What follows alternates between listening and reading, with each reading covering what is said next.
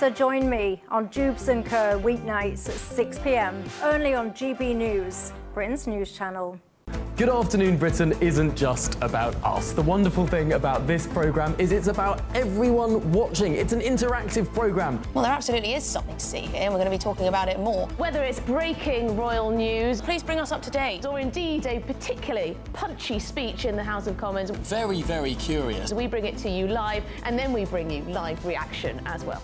That's Good Afternoon Britain, weekdays from midday. Only on GB News, the People's Channel, Britain's news channel.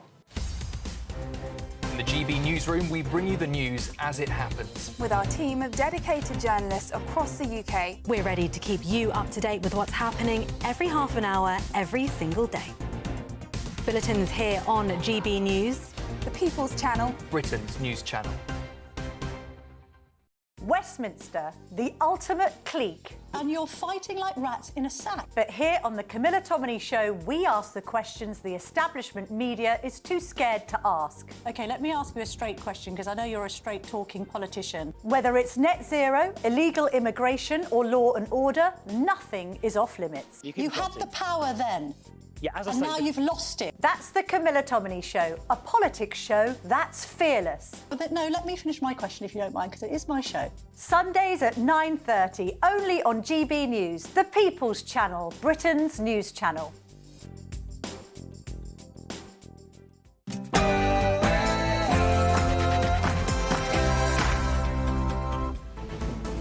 Good afternoon, Britain. It's 12 o'clock on Friday, the 18th of July.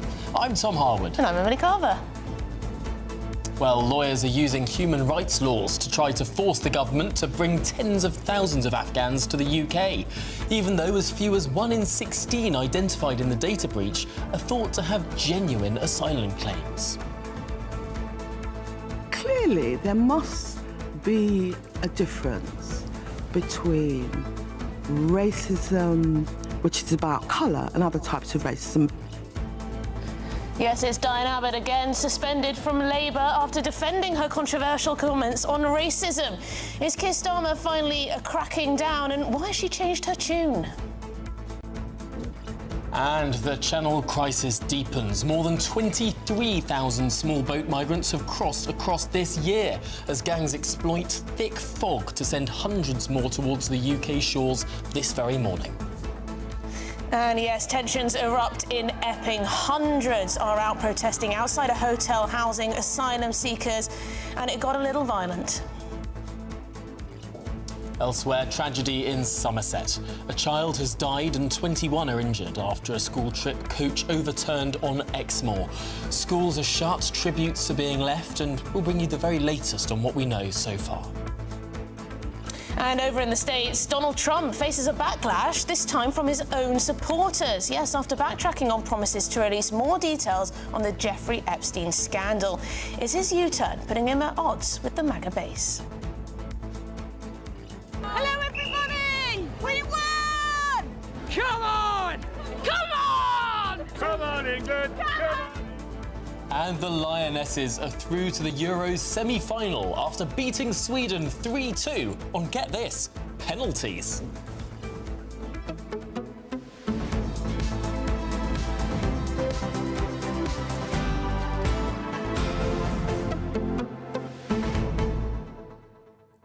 Goodness me, what's really got me going this morning, Tom, I think you know already, is, of course, the amount of lawyers who are cashing in on this compensation, or at least trying to cash in on this Afghan resettlement scheme and the data breach. If they win this class action compensation claim, that's an extra £1 billion of taxpayers' money that needs to go to just a few thousand Afghans who've resettled. It's the most extraordinary amount of money. And what's going to make it all possible?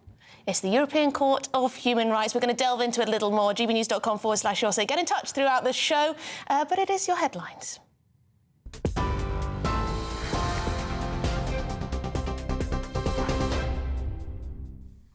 Tom, Emily, thank you. The headlines at 2 minutes past 12. Sir Keir Starmer said that there are no adequate words to acknowledge the death of a child after the fatal school coach crash in Minehead. A child died and 21 others were taken to hospital following the collision between Wedden Cross and Timbercombe yesterday afternoon. The bus slid down a 20-foot bank as it left the A396 at Cutcombe Hill. Several had serious injuries, including 2 children. It's understood there were 60 to 70 people on board at the time. The bus was bringing children back from a day trip to Exmoor Zoo, the coach operator said.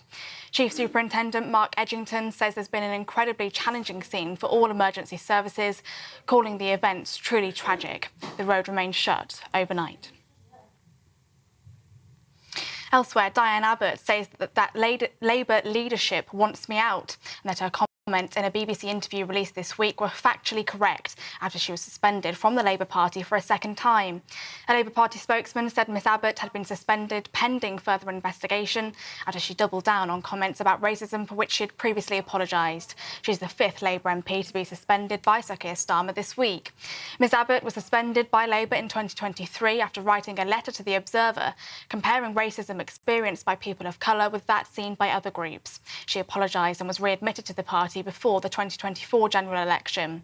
Rachel Maskell, Brian Leishman, Chris Hinchcliffe and Neil Duncan Jordan also all lost the whip this week. They now sit as independents in the Commons. And former Defence Secretary Sir Grant Shapps says he'd make the same call again in a heartbeat when it comes to the Afghan data leak, saying Afghans who helped Britain risk execution and British special forces were exposed. That's as the chairman of the Intelligence and Security Committee said this morning that there are serious constitutional issues raised by the leak and that the data divulged could be used by states who want to do us harm. The personal details of spies and special forces were leaked in that data leak that led to thousands of Afghans being secretly relocated to the UK. Information about more than 100 Britons was contained in the breach, as defence sources say details of MI6 spies, SAS and Special Forces personnel were included in the spreadsheet. Those are your latest GB News headlines. More news in half an hour. For the very latest GB News direct to your smartphone, sign up to News Alerts by scanning the QR code or go to gbnews.com/alerts.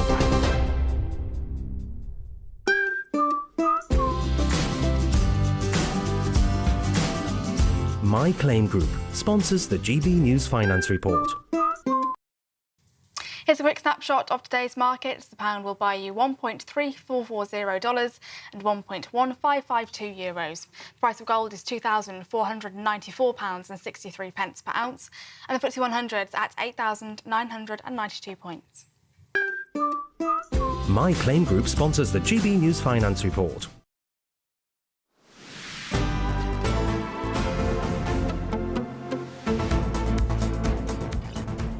Good afternoon, Britain. At 6 minutes past 12, we're going straight to Dover, where we can show you live pictures of a migrant boat coming in to shore. Well, Mark White joins us live. Mark, what are we watching?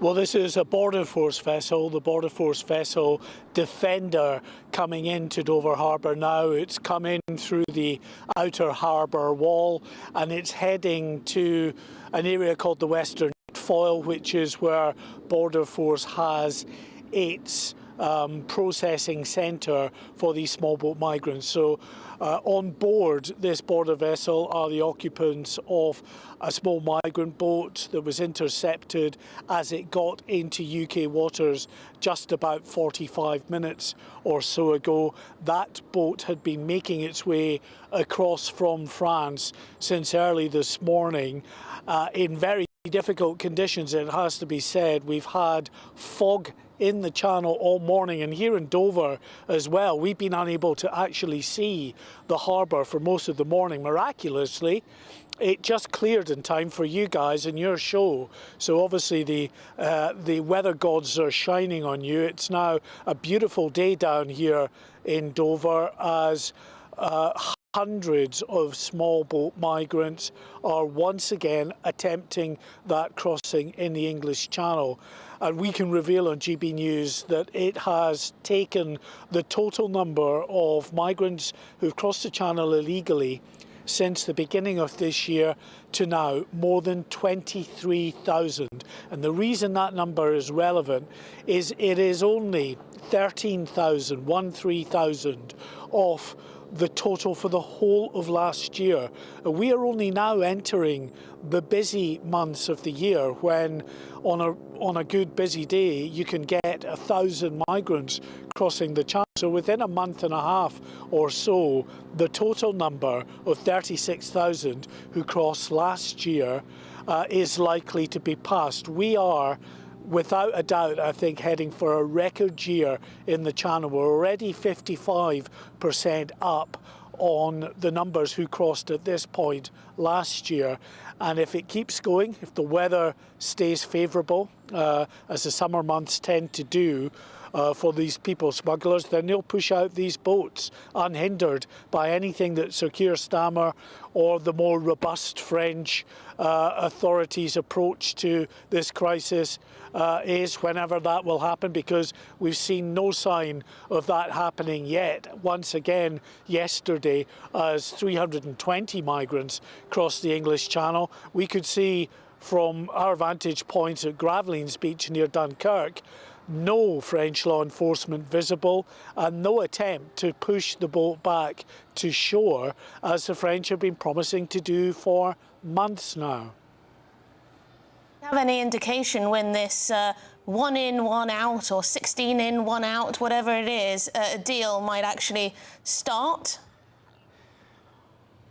If it ever starts, Emily, because we know that some of the southern European countries in the EU, such as Spain and Italy and Greece and Malta, are very, very concerned about this, because they see a situation where France, even taking back 50 migrants a week, as seems to be the current plan, although the government won't publicly commit to that or certainly acknowledge that at this stage. They say they're not yet putting a cap on the numbers, and it's whatever we start out as, it's a pilot and it could be ramped up. But these southern European states foresee a situation where France doesn't really want to take these migrants back, and then tries to ensure through the Dublin Agreement that the first port of entry, i.e. Greece or Spain or Italy, where these migrants came into the European Union, they get turfed off back to those countries. So they're not happy about it, and it may be that they try to put a block on it. So it's by no means, even though we had the triumphant signing of the agreement with Keir Starmer and Emmanuel Macron, it's by no means certain that this agreement actually will come to fruition, as we're looking down at the Border Force Catamaran Defender now, having got to its dock point at the Western Jetfoil. What happens now is there's just a brief period of just kind of making sure that the boat is secured, that those who are on board the boat are prepared to be offloaded from the boat, and then they will come up that sort of gangway that's there in groups of 10 and be taken to the sort of processing tents, which are just nearby to where that Border Force vessel docking point is. And it's there, of course, that they go through more thorough checks in terms of physical checks and fingerprints checks and the like. Mark, the Prime Minister consistently describes this as irregular migration, and yet this looks like an incredibly regular process. I mean, for these people, they have done this time and time again. The Border Force go out, they see the boat, they collect the boat, they bring it back to this docking point, they take them off, as you say, in groups of 10, they process them. This is a regular process. This is an industry. This isn't sort of small boats rocking up on the beach and people rushing off into land uncounted and undocumented. This is a regular process that has almost become semi-official over the course of the last 3 or 4 years.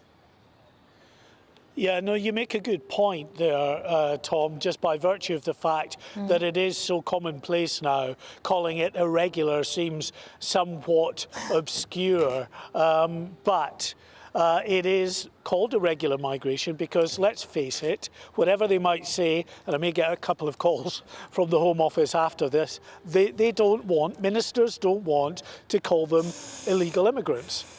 because of the fact that when they come across, pretty much once they land on dry land, they are in the process of claiming asylum. So they don't want to go down the road of branding them illegal immigrants, even though they are entering the country illegally.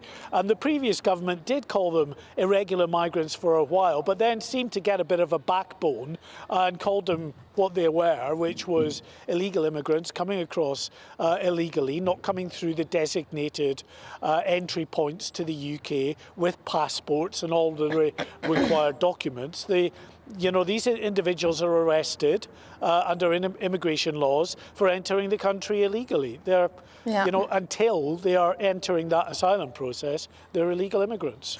Absolutely. Well, Mark White, thank you very much for being down there at Dover for us. Do keep us updated if and when more boats arrive. But in the meantime, we're going to turn our attention to Diane Abbott. Because she's just become the 5th Labour MP to be suspended by Sir Keir Starmer just this week. Yes, the Labour Party spokesperson has said that Abbott has been suspended pending an investigation. It's all because of an interview with the BBC where she doubled down on her claim that Jews experience racism differently to black people. Let's take a listen. You appeared to suggest, in the view of some of your critics anyway, that the kind of anti-Semitism that the Jewish community suffered, or travellers suffered, or Irish people suffered, was somehow different from the racism that you as a young black person had suffered. You were suspended and there was a great hoo-ha. Do you look back on that with regret? No, not at all. Clearly, there must be a difference between racism, which is about colour, and other types of racism. Well, there you go. Joining us now is GBNews political correspondent Catherine Forster on this. Catherine, she withdrew her comments at the time when she wrote this letter to The Observer. She said she shouldn't have sent it. She said sorry, essentially, in a way. And now she doubles down. What's the reaction to the suspension? Yes, it's quite something. Here we go again, because it's only 2 years ago that she was suspended by Labour. She was suspended nearly a year. She got the whip back in time to stand. And yet again, she's doubled down now on these comments, saying that she's got no regrets. There seems to be, I would say, this time, less sympathy within Labour than there was before. The government fundamentally feel that they had no choice but to suspend the whip from her again, because she's pretty much doubled down on the original comments. Now, she's not using the word prejudice that she did last time when she said that Jewish people, travellers, Irish people like redheads experience prejudice, but not racism all their lives. Those were the original comments. She softened that a bit now, but she said, there must be a difference between racism about colour, where you can obviously see that somebody's a black person walking down the street, and a racism towards Jewish people or other groups who are not immediately, obviously, Jewish. Now, Angela Rayner, the Deputy Prime Minister, has said that there is no place for anti-Semitism. Of course, this was a huge issue under Corbyn, something that Sir Keir Starmer was very keen to root out and be seen to root out. So Angela Rayner's basically said that she's doubled down on these comments, and that's why they had to suspend her. There's some Labour MPs on the left obviously think that this should not have happened, but I think the Prime Minister is trying to get tough, basically, trying to exert some discipline ahead of recess, sending a message to Labour MPs who've been rebelling or stepping out of line in other ways, that there are going to be consequences, so that when they come back in the autumn, they will think very carefully about stepping out of line again. We're seeing the 4 that had the whip taken off them the other day for persistent breaches of party discipline. It is worth saying that in the case of Diane Abbott, this is as a result of an interview she did with the BBC back in May, but it was broadcast yesterday. So there's not a direct link timing-wise with those 4 other MPs. OK, well, Catherine Forster, thank you very much indeed for bringing us the details on that one. Yes, I suppose, Jewish schools and synagogues just have all that security for fun. But she is using the word racism now. The original letter she wrote to say that they didn't experience racism. It was a reply to a previous comment in the Observer. Bizarre. But we're going to move on now because lawyers are seeking to use the European Convention on Human Rights to force the government to bring tens of thousands of Afghans extra to the United Kingdom. Yes, this despite reports from the Ministry of Defence, from sources there, that only 1 in 16 identified in the data breach actually have genuine asylum claims. But in addition to pushing for more Afghans to be brought to the UK, there are law firms in the country approaching Afghans who are already here, encouraging them to sue the Ministry of Defence, including one Manchester-based law firm, Barings Law. Yeah, so this firm says it's already signed up more than 1,000 Afghans seeking compensation from the British taxpayer, with the reports that the firm is looking to claim £50,000 from the MOD for each individual. Well, let's take a glance at Barings Law website now, and you'll find that seeking more Afghan clients is the firm's top priority. Yeah, so here you go. You enter the site and you're immediately hit with a large pop-up inviting you to check your eligibility for compensation. It says only takes a minute to check if you're eligible. Well, across the top of the website, there's a banner as well suggesting that you can start your claim now. Yes, very much a call for action there. And they also highlight that this is an easy application process and also a no-win, no-fee service. And, of course, if they win, Barings Law charge a success fee of 35% plus VAT. Not bad going. Well, yes, so is this becoming a bit of a money spinner? Could it become a bit of a money spinner? It is worth saying that a spokesman for the MOD has said they're going to do everything possible to defend against these types of compensation claims. But how likely is it really that these people will win compensation from the British taxpayer? We do have a lot of human rights laws that might come in handy. Well, joining us now is the former senior military intelligence officer, Philip Ingram. Philip, there are clearly already efforts underfoot to try and claw what some analysts suggest could be £1 billion extra from the British taxpayer. Yeah, and it could get even more if the human rights laws get applied in the way they seem to have been in the past. These are ambulance-chasing law firms who are effectively abusing the positions of the Afghans that have been resettled in this country and abusing this country for their own profit. They're approaching these individuals who've had everything taken away from them. They've come to a different country, and then they're saying to them, hey, we can get you £50,000. Just sign this. And that's just wrong. It's fundamentally wrong. Yes, because they would say that this isn't just about the money, this is about the trauma that their clients will have faced as a result of this data breach, and therefore they have a moral duty to make the case against the UK government. Well, I think they're telling them that they've got moral trauma and introducing them to some of the phraseology that's needed. Certainly, a large number of the Afghans that have been resettled in this country, certainly ones that I've talked to, do not feel a trauma, and they've known about a data breach for quite some time. They haven't known the extent of which it is and some of the details that are in there, but they've known that their details were known by the Taliban and others, and they're of course worried about their friends, family and everything else, but they're not suffering a trauma. In fact, they've been taken away from trauma by being resettled here. Yeah, and of course it's the British taxpayer who has to pick up the bill. What do you make of the Ministry of Defence saying they're ready to fight these claims? Who would win in this? Well, I'm not a lawyer, so and I don't know the exact elements of the law that are going to be applied. So who's going to win? I think it's anybody's guess. But if we go by history, I think the Ministry of Defence is going to potentially lose, and they have to calculate whether they're going to spend an awful lot of money in fighting this. Hopefully, they'll get a good case. But the whole incident's been caused by a complete and utter mess up. I was going to use a different word by the Ministry of Defence, and they need to start bringing the truth out. We still haven't heard the end of this story. There's so much more in it, and all we see is they deny, delay, obfuscate by covering up, and then more dribbles out, and then they deny, delay, obfuscate, and more dribbles out. Someone needs to come clean. Yeah, I feel you're right there, Philip. We're going to see a lot more about this story as the summer rolls on. But for now, Philip Ingram, former senior military intelligence officer, really appreciate your time here on Good Afternoon Britain.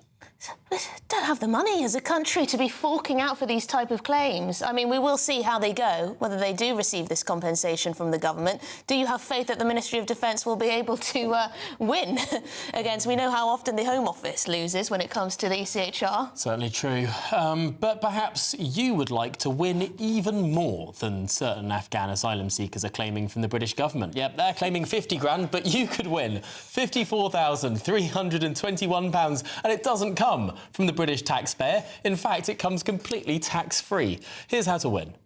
This is your chance to enjoy luxury this summer. It's our biggest cash prize to date, an incredible £54,321 in tax-free cash has to be won. What would you do with that? With all of that cash, you could just chill out, treat yourself and indulge in the finer things in life, somewhere like here, Downhall Hotel and Spa. You really could win the cash giveaway of the summer. Go on, treat yourself. For another chance to win £54,321 cash, text cash to 63225. One entry costs £2.50 plus one standard network rate message. Or text bonus to 63225. 5 entries cost £5 plus one standard network rate message. Go to gbnews.com/win. Entries start at £2.50. Call 0903 686 3232. Calls cost £2.50 plus your network access charge. Or post your name and number to GB14 PO Box 8690 Derby DE1 9TT. UK only. Entrance must be 18 or over. Lines close at 4 p.m. on the 1st of August. Please check the closing time if listening or watching on demand. Good luck. OK, well, this is Good Afternoon Britain on GB News. We've got lots more coming up, including Donald Trump. Yes, he faces a backlash from his own supporters today after backtracking on promises to release more details on the Jeffrey Epstein scandal. We're going to get the very latest from the United States. That's next.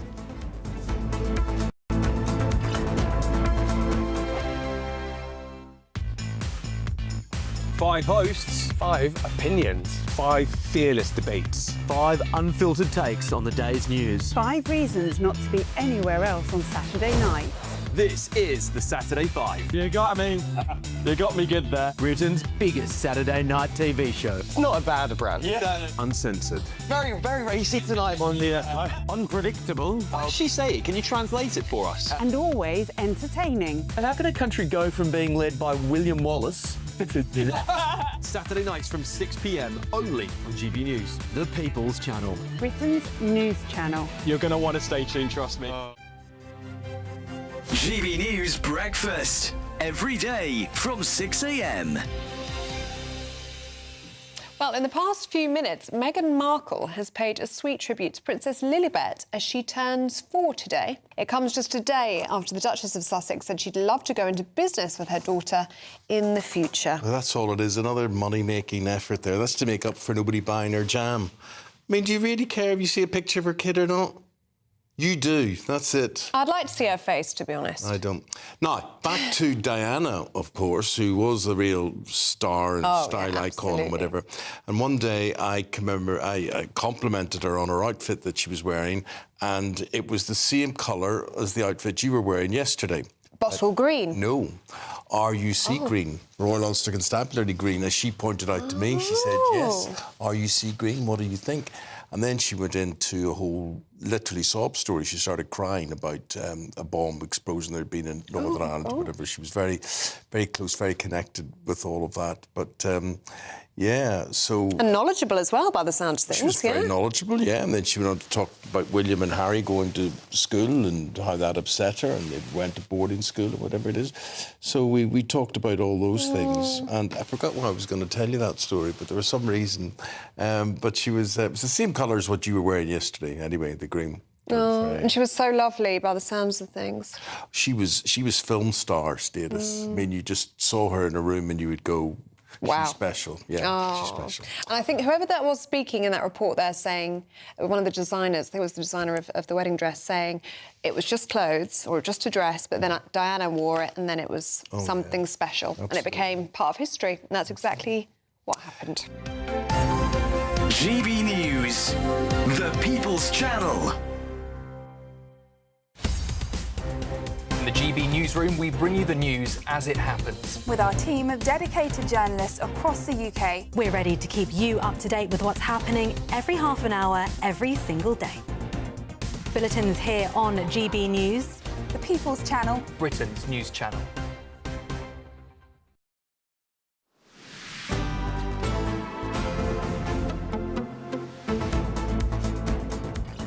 Good afternoon, Britain. It's 27 minutes past midday. Now it's another U-turn, although this time, for once, not from our Prime Minister. No, it's from the President of the United States, who orders the release of the Epstein court documents after mounting pressure from his core voters. Yes, the US president turned on his MAGA supporters, calling them stupid after they became frustrated about him going back on a key election pledge. Well, joining us now is the assistant comment editor at The Telegraph, Poppy Coburn. Poppy, this has been a huge story in the United States. There have been people demanding that the president release this. Earlier on this week, he was absolutely adamant he wouldn't. What's happened now?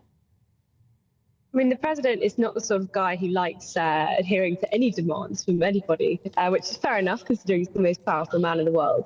But I think that probably says something about the scale of this crisis. And I really think crisis is the right word to describe this. So the president often will call people who go against his agenda panicants.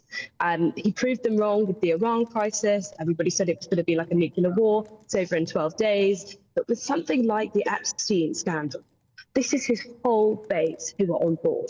Jeffrey Epstein lives really, really large in the minds of these people. There is this belief that has been going on for several years that Jeffrey Epstein was colluding with the Department of Justice, that there are several senior ministers of political power, people like Bill Clinton, who are involved with the scandal, and of course, Donald Trump himself. So the perception that the president is engaging in some kind of cover-up or collusion is building.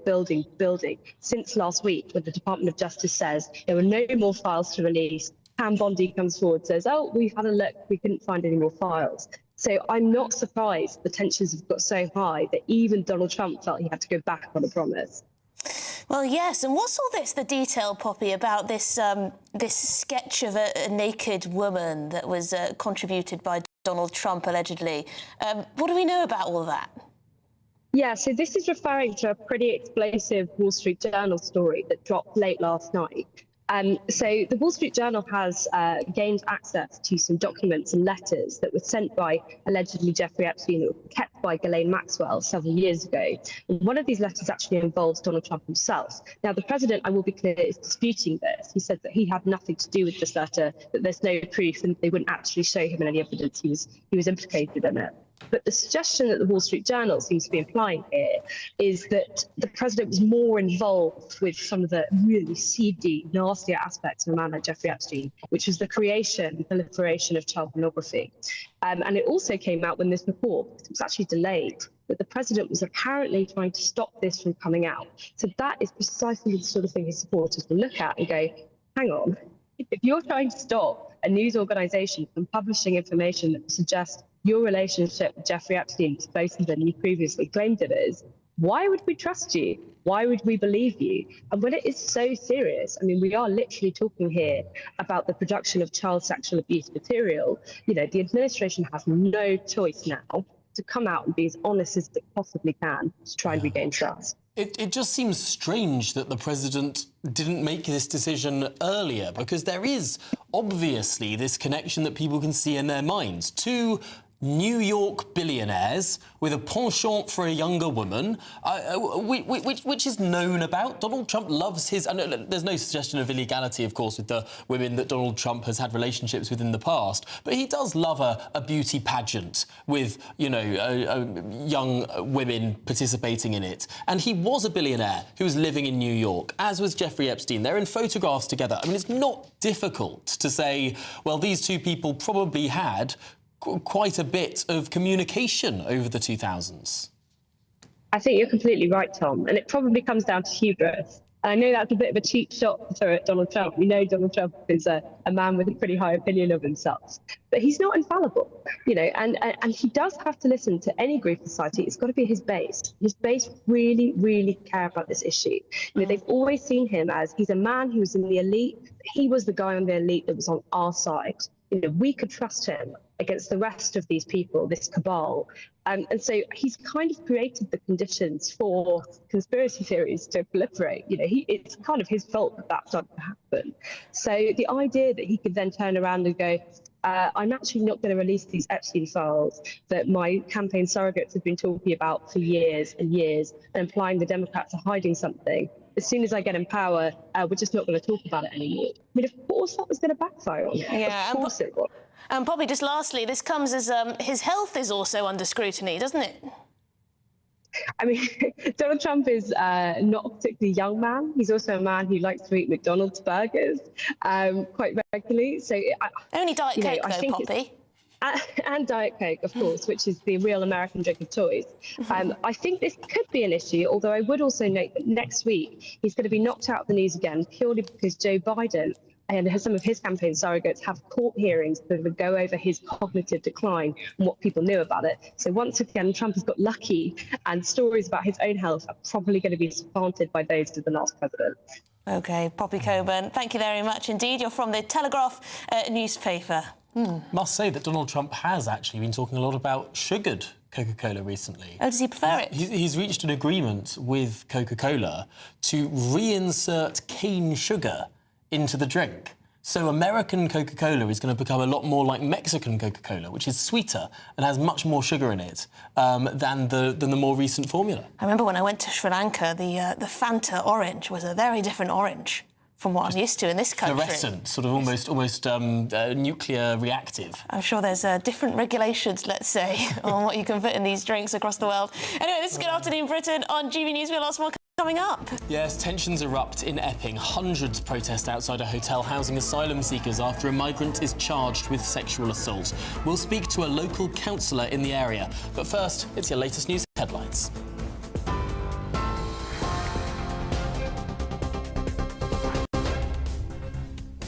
Good afternoon. The headlines at 12:34. Sir Keir Starmer said that there are no adequate words to acknowledge the death of a child after the fatal school coach crash in Minehead. A child died and 21 others have been taken to hospital following the collision between Wedden Cross and Timbercombe yesterday afternoon.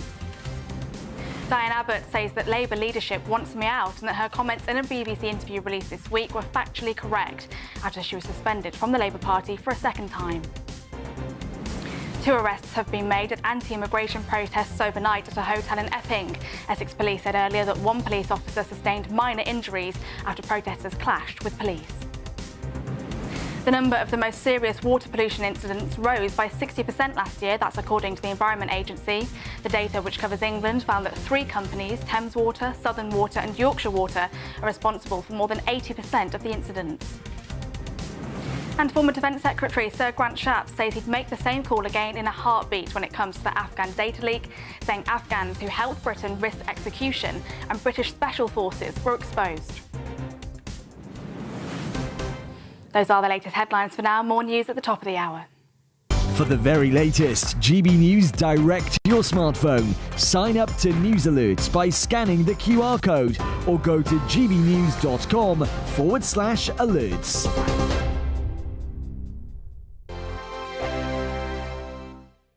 Hi there and welcome to the latest update from the Met Office for GB News. It's certainly very warm and humid out there. Cloudy for many of us, yes, but where the sun shines, especially towards the east and the southeast, it's going to be a hot day. And then as that heat and humidity builds through the day with low pressure moving into the northwest, we're likely to see some very lively thunderstorms developing in places later on. But for the time being, it's scattered moderate to heavy showers we're expecting across western Scotland and Northern Ireland, some bright spells in between, and a weather front moving into the east of Scotland as well as northwest England and through parts of Wales and the southwest will bring a lot of cloud and some spots of rain. But ahead of that front, we've got the heat and humidity building, 30 to 32 Celsius from London to the Wash, and the sunshine feeling very hot indeed during the rest of the afternoon, but that helping to spark some very lively showers anywhere from Lincolnshire to Yorkshire and the far northeast of England. Frequent lightning, large rainfall totals in a short space of time, as well as large hail. And that could cause disruption. But the showers across Scotland and Northern Ireland at this stage, not quite as lively, and they'll be interspersed by some sunny spells. Certainly a bright end of the day for Western England and Wales as the cloud thins. But We're watching this development overnight as it moves up from northern France. This is an area of very active thunderstorms that is likely to bring frequent lightning, hail and very large rainfall totals in less than 3 hours, the potential for 90 millimetres. And of course, hitting a populated part of the UK could cause significant impacts. So that's the main feature to watch overnight. Elsewhere across the UK, it's a muggy night wherever you are, with temperatures holding up in the mid to high teens. And then as we start off the weekend, that area of thundery rain moves into northern England, southern and eastern Scotland, followed by further thunderstorms and heavy showers. It turns breezy in the southwest, but it's a little cooler across the board.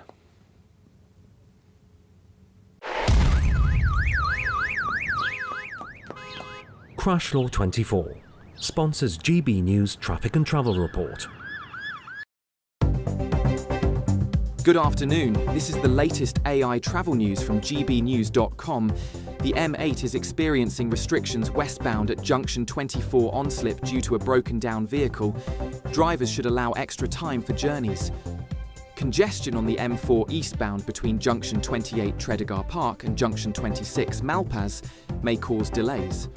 In Surrey, the M25 clockwise has one lane closed between junction 11 and junction 12 due to a collision. And on the trains, delays affect the Elizabeth line between Reading and London Paddington. Gatwick Express faces disruptions between Purley, Redhill and Gatwick Airport. For more travel news, go to gbnews.com. Crash Law 24 sponsors GB News Traffic and Travel Report.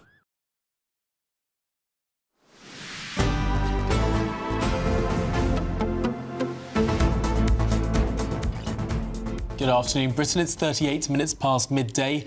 Now, some breaking news for you. In the last few minutes, Essex police have confirmed that 2 arrests were made during anti-migration protests in Epping last night. Yes, now we know that the unrest was sparked after a 38-year-old Ethiopian migrant was charged with 3 counts of sexual assault. He denies the offences ahead of his trial next month. Well, Number 10 Downing Street says it's important that communities know that we are working to reduce the numbers of asylum hotels. It's important that legitimate protest does not cross over into something else. OK, well, let's speak to someone who knows the area and knows what's going on. The Conservative councillor at Epping and Thadenboss, Holly Whitbread. Thank you very much, Holly, for being with us. I've seen that you've put out a bit of a statement on Facebook and on X since last night. It must be hard as someone local to the community to see what took place outside the hotel and how the protests became violent. What's your assessment of what we saw? It's pretty disturbing to see what happened last night. I mean, I'm the local councillor. I've lived in Epping my whole life, so it really isn't something that you expect to see. As a council, we've absolutely condemned the hotel and called on the government to close it immediately, and we have done that since it reopened. The government have ignored those calls repeatedly. But obviously, whilst peaceful protest is legitimate, it's just not good enough to see scenes like this in the streets of Epping. And how did it, Holly, how did it descend into violence and unrest? Because we're told that initially it was peaceful, people legitimately protesting because of this alleged incident by a migrant who was staying at the hotel and had crossed into this country illegally or by irregular means. So how did it descend into violence in your mind? So I think there were local people who were legitimately and peacefully protesting, but I think there were also people both on the left and the right who were there as professional protesters and who were there to cause trouble. So it diluted what was a message, you know, a legitimate message of concern where people were causing trouble and being violent, which is obviously absolutely unacceptable.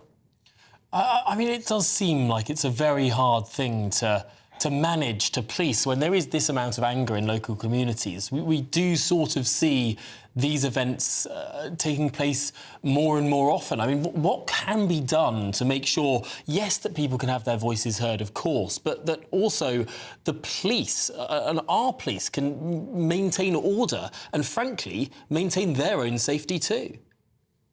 Yeah, I mean, I'd like to thank Essex Police, and I believe the Met Police were involved as well last night. So thanks for their actions in what was an incredibly difficult and unexpected, quite frankly, in the area that we live in. And while it's absolutely right that people can protest, you know, it's also right that they do so peacefully, and when necessary, and we've seen the arrests have been made today, those actions are taken. I mean, what is really clear to me, and the message as a council that we keep giving to the government, is this hotel needs to close now. We can't let this, it's at boiling point. We saw this incident last night, and this cannot be allowed to continue. Yeah, the claim also is that, Holly, that essentially locals were protesting outside the hotel, and they have done on previous days as well, of course. And then the sort of anti-racist, stand up to racism, anti-fascist brigade was sort of bussed in from, all over to counter it. Is that true? Is that what was going on? Yeah, there were definitely trouble causers from both the left and the right. I think there was about 60 far left protesters, which mainly come in from London. There were also kind of BNP, patriotic alternative protesters as well. In Epping Forest, we have had a history of far right extremism. We had 6 BNP councillors on Epping Forest District Council not so many years ago. So what we have always done, and what I've personally always done, is called out these individuals who do operate. And actually, this is where the kind of violence took place and was really agitated, because there was local people expressing their concerns quite rightly, and they were agitated and wound up by people who, they were just there for a fight. Yeah, and that's got to be that's got to be so disappointing, because in a democratic society, you have an absolute right to express your opinion, especially when the face of your community is changing, when the government isn't listening to you or your elected councillors or whatever is going on. And then you get the rabble-rousers, the people who turn up just because they're looking for a fight, for entertainment, for a riot. And we often see it in the summer months as well. It's generally when we have this sort of disorder, when we have this sort of looting, or indeed people attacking the police. It's quite hard to know what to do about it when you do have people who are professional troublemakers who see this as sort of how they entertain themselves of an evening. Yeah, absolutely. I mean, what I would do is encourage local people to really act through democratic means. So as a council, we've set up a petition. We continually call on the Home Office to meet with us as a council to discuss our concerns and take that action as quick as possible. But this is the problem, isn't it, Holly? That, these democratic means are seemingly not working. You've got, and you speak to people every day, I'm sure, who are deeply concerned about this hotel and the number of people who they don't know just of turning up in their area, and they feel like powerless. Yeah, and I get it. As I say, I live in Epping. I've lived in Epping my whole life, and you never thought you'd see a 14-year-old girl be assaulted on Epping High Street in broad daylight. So, I understand why people are frustrated, but we have to be the tolerant community, which we are and have always been, and act in a respectful and peaceful manner. And actually, I would say, rather than turning up to these protests where we do have people trying to cause trouble, the best thing to do is put pressure through democratic means, and that is all we can do. But we are really pressing the government, look what's happened here, close the hotel immediately and make sure you take that action that's needed. Yeah, I mean, otherwise it's just tinderbox Britain, isn't it, really? Holly Whitbread, really appreciate your insight on this. Conservative councillor in Epping, as the community very well, of course. Yeah. Well, we'll be keeping It's what happens when the government doesn't listen, isn't it? Yeah. But perhaps you'd like to go somewhere a little sunnier, maybe avoid some of the violence that is breaking out on the streets of Britain. Here's the weather in Europe. I hope we haven't forgotten anything. Travel insurance, I tick that box. Yeah, but remember what you forgot last year. All Clear Travel Insurance sponsors GBNews Travel Destinations Forecast. Lots of blue skies and strong hot sunshine around the Mediterranean at the moment. There's going to be a bit of a breeze blowing, however, this weekend, especially for Crete and Cyprus. Maybe 1 or 2 showers inland across Turkey, but again, most of the coast's dry and sunny. Same goes for Italy and much of southern Spain, along with the Balearics and the Canaries. Also set fair. Temperatures in Tenerife close to 30 Celsius. We'll have highs here of 29 for the next few days, and similar temperatures in Barcelona. All Clear Travel Insurance sponsors GBNews Travel Destinations Forecast. Well, this is Good Afternoon Britain on GB News. Lots more coming up on today's programme, including pure joy as the Lionesses reach the semi-final of the Women's Euros. So, could they go the whole way? Well, we'll see after the break.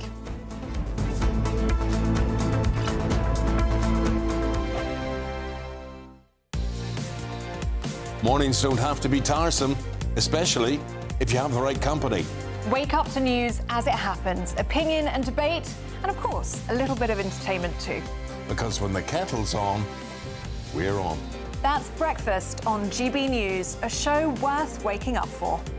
Every morning from 6 a.m. Only on the People's Channel, Britain's news channel. We'll spread the news, you spread the word. At GB News, we love to hear from you, our loyal community. So drop us a line at gbnews.com/yoursay. There you can talk to each other and also to the presenters live on air. gbnews.com/yoursay, because GB News is your channel, Britain's news channel. Hi, I'm Michelle Dewberry, and my show is your opportunity to cut through all the noise and dive in headfirst to some robust debates. Ideas clash. Situation, no, isn't it? No, because the failure is you're deliberately avoiding my point. Nothing's held back, And if you think this is the end of it, wait for more. and we do not shy away from the difficult stuff. Sometimes I want to shake people and say, if only you understood. So join me on Jubes and Co weeknights at 6 p.m. only on GB News, Britain's news channel. Join me, Nana Akwe, for an informative, interactive news programme with a difference. It's fun. No, he didn't say that, Dave. I'm so surprised. I think there's an element of truth to that. Join me from 3 p.m. every weekend, only on GB News, Britain's news channel.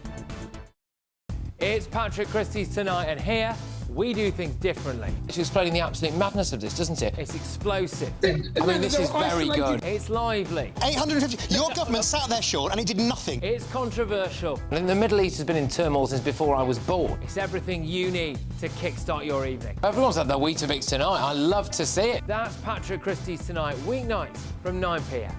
Only on GB News, the People's Channel, Britain's news channel. In the GB newsroom, we bring you the news as it happens. With our team of dedicated journalists across the UK. We're ready to keep you up to date with what's happening every half an hour, every single day. Bulletins here on GB News, the People's Channel, Britain's news channel. You want to know what's really going on in the corridors of power? Labour don't know what to do with you half the time, and that makes you quite lethal in the chamber. Get behind the headlines with Chopper's political podcast. Join me, Christopher Hope, as I sit down with the great and the good of British politics. We'll see where this ruling takes us. These are the stories shaping our nation. Chopper's political podcast, available now on all platforms. Listen in and stay ahead.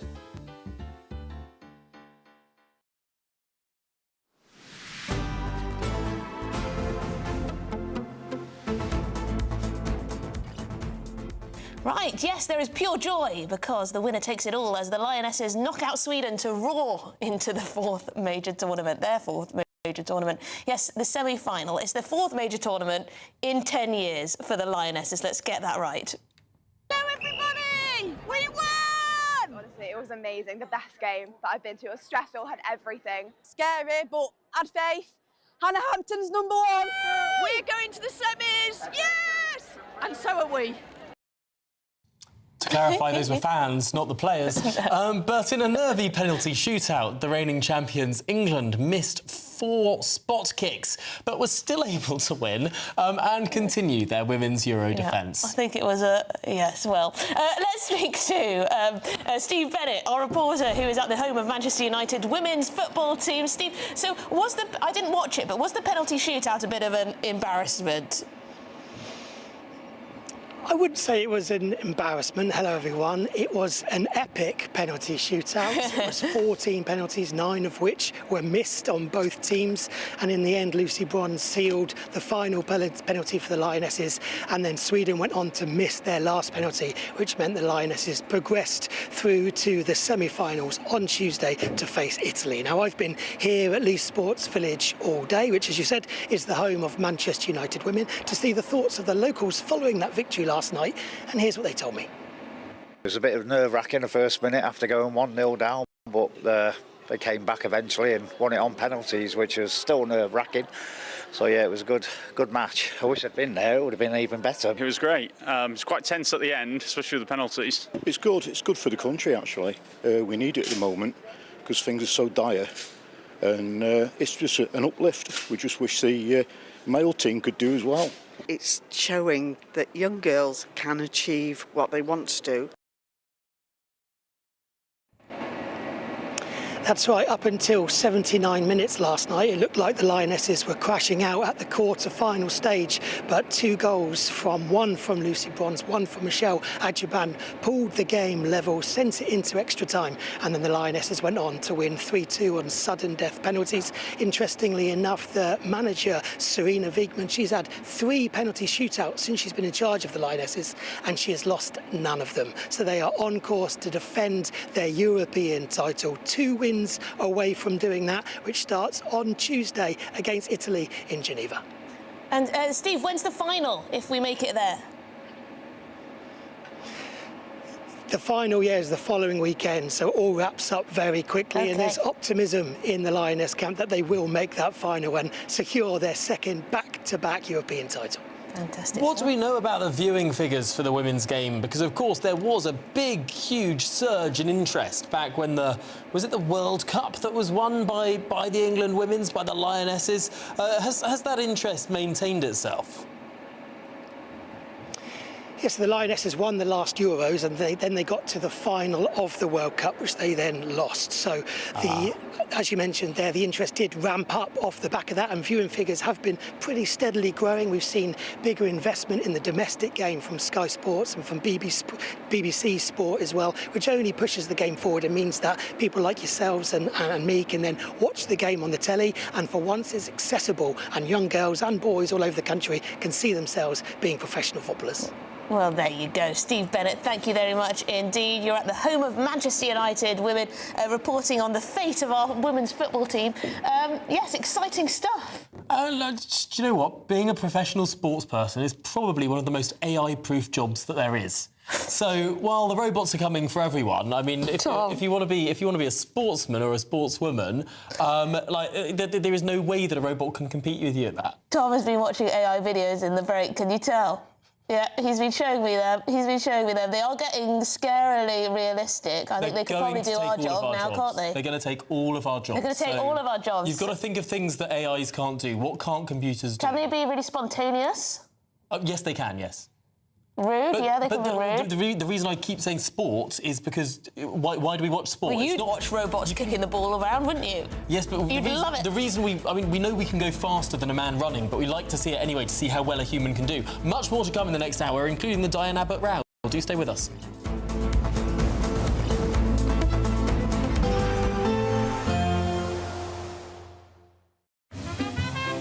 Heavy showers first thing will be followed by a warm, cosy day. Boxed boilers, sponsors of weather on GB News. Hi there and welcome to the latest update from the Met Office for GB News. It's certainly very warm and humid out there. Cloudy for many of us, yes, but where the sun shines, especially towards the east and the southeast, it's going to be a hot day. And then as that heat and humidity builds through the day, with low pressure moving into the northwest, we're likely to see some very lively thunderstorms developing in places later on. But for the time being, it's scattered moderate to heavy showers we're expecting across western Scotland and Northern Ireland, some bright spells in between, and a weather front moving into the east of Scotland as well as northwest England and through parts of Wales and the southwest will bring a lot of cloud and some spots of rain. But ahead of that front, we've got the heat and humidity building, 30 to 32 Celsius from London to the Wash, and the sunshine feeling very hot indeed during the rest of the afternoon, but that helping to spark some very lively showers anywhere from Lincolnshire to Yorkshire and the far northeast of England. Frequent lightning, large rainfall totals in a short space of time, as well as large hail, and that could cause disruption. But the showers across Scotland and Northern Ireland at this stage, not quite as lively, and they'll be interspersed by some sunny spells. Certainly a bright end of the day for Western England and Wales as the cloud thins, but we're watching this development overnight as it moves up from northern France. This is an area of very active thunderstorms that is likely to bring frequent lightning, hail and very large rainfall totals in less than 3 hours, the potential for 90 millimetres, and of course hitting a populated part of the UK could cause significant impacts. So that's the main feature to watch overnight. Elsewhere across the UK, it's a muggy night wherever you are, with temperatures holding up in the mid to high teens. And then as we start off the weekend, that area of thundery rain moves into northern England, southern and eastern Scotland, followed by further thunderstorms and heavy showers. It turns breezy in the southwest, but it's a little cooler across the board. There will be a light breeze in the morning, leading to a warm front. Boxed heat pumps, sponsors of weather on GB News. £54,321 cash could be yours. Cash that you could spend however you like. It's like having an extra £1,000 each week for a whole year to play with. Someone is guaranteed to win this amazing amount of cash. So make sure that someone could be you. For another chance to win £54,321 cash, text cash to 63225. One entry costs £2.50 plus one standard network rate message. Or text bonus to 63225. 5 entries cost £5 plus one standard network rate message. Go to gbnews.com/win. Entries start at £2.50. Call 0903 686 3232. Calls cost £2.50 plus your network access charge. Or post your name and number to GB14 PO Box 8690 Derby DE1 9TT. UK only. Entrance must be 18 or over. Lines close at 4 p.m. on the 1st of August. Please check the closing time if listening or watching on demand. GB News Breakfast, every day from 6 a.m. Welcome back to Breakfast. Now, experts are warning that lithium suppliers will not keep up with the demand for electric cars. Yeah, researchers say domestic lithium production could grow as much by about 10 times what it currently is by 2030, but will still fall short of demand. So this morning we're asking whether Labour's green car policy is unachievable. This policy tells you everything you need to know about net zero. This isn't about giving people free choices about the technologies they want to use. This is about saying we're going to have mandatory targets. It's a sad indictment on our country if we've just normalised the government making these fundamental decisions for people's lives. The CEBR has warned that this policy might cost the country. That's rigid targets for battery electric vehicles, known as the ZEV mandate. 80% of all vehicles will have to be electric vehicles by 2030, rising to 100% by 2035. And that policy is expected to cost £400 billion to the UK economy. And of course, car makers as well have warned that this policy is not achievable. The latest stats say 47% of vehicles sold in Britain are now EVs. We're halfway there after just 2 years of the electric mandate. We've another 5 years to go. It's speeding up. And this charge that lithium, we're going to have a shortage of lithium, is nonsense. What it says is that there may be the consumption of lithium is increasing, so the domestic production will not be sufficient, but there's plenty in the world. GB News, the People's Channel.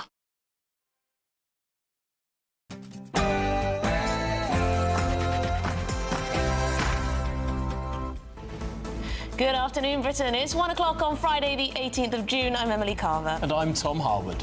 Well, lawyers are now using human rights laws to try to force the government to bring tens of thousands of Afghans to the United Kingdom, even though as few as 1 in 16 identified in the data breach are thought to have genuine asylum claims.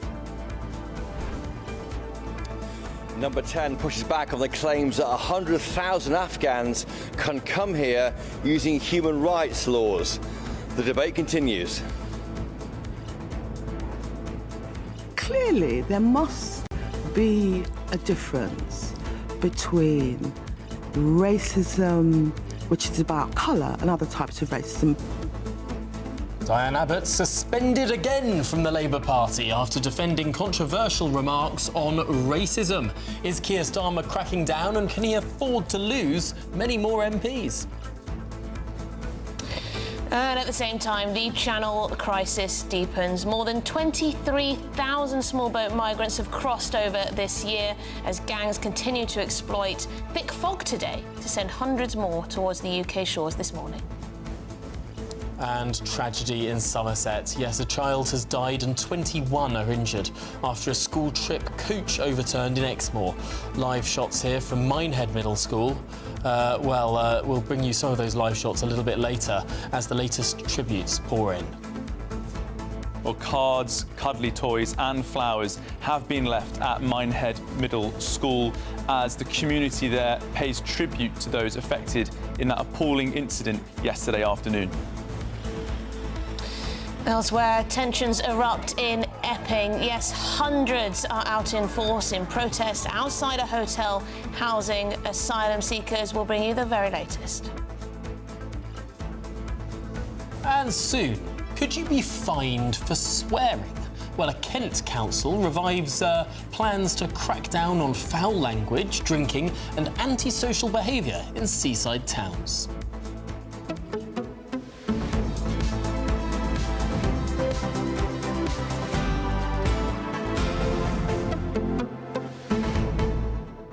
I'd fine you for swearing. Would you? I was going to make £100. I was going to make a joke, but I mean we're before the watershed, so I can't. So you can't. No, you can't.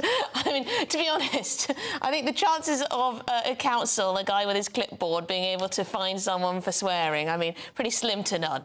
Pretty slim to none. Although, I mean, I've lived in an area that has one of these orders before. For swearing? Not just for swearing, but for, drinking on the street or whatever, whereas at university. And a lot of my friends, I always ran away, but a lot of my friends, I mean, for example, there was a pub and a patch of grass near the pub. If you went over to that patch of grass to have your pint rather than standing in the property of the pub, you could be fined £100. Yeah, but you were all softies, so the police were happy to come up to you and say, cough up. Well, if you were a bit more rowdy wearing a balaclava and on a line bike, perhaps not so much. Although I do remember an ex-boyfriend of mine actually was fined outside a station in London for dropping his cigarette butt. But there was nowhere to put them nearby at all. So there you go. Well, how about just hold on to it? So here, a man in a little, outfit, got his high vis on his clipboard. I think it was 50 quid or something like that. To be fair, I'm entirely in favour of fining people for littering. Yeah, well, he was. Not for having a quiet pint on a grassy knoll. I mean, if you... Or indeed swearing. I think swearing has a hierarchy. Yes, so it depends how foul the swear word is that you choose. Do you know what? I am constantly astonished at what some people view swear words as. He's astonished. Did you hear that? I think that maybe there are 3 swear words. Go on. But I'm not going to say them. Go on. No, don't. But some people think that what I would view as the most mild language is beyond the pale. Well, yeah, you're astonished. Yeah, astonished. But much more to come. Gobsmacked. Taken aback. But much more to come, of course, on this programme. Not just esoteric thoughts about what is not and more a swear important word. matters, like 23,000 people crossing the channel in just this year alone. All to come after your latest news headlines.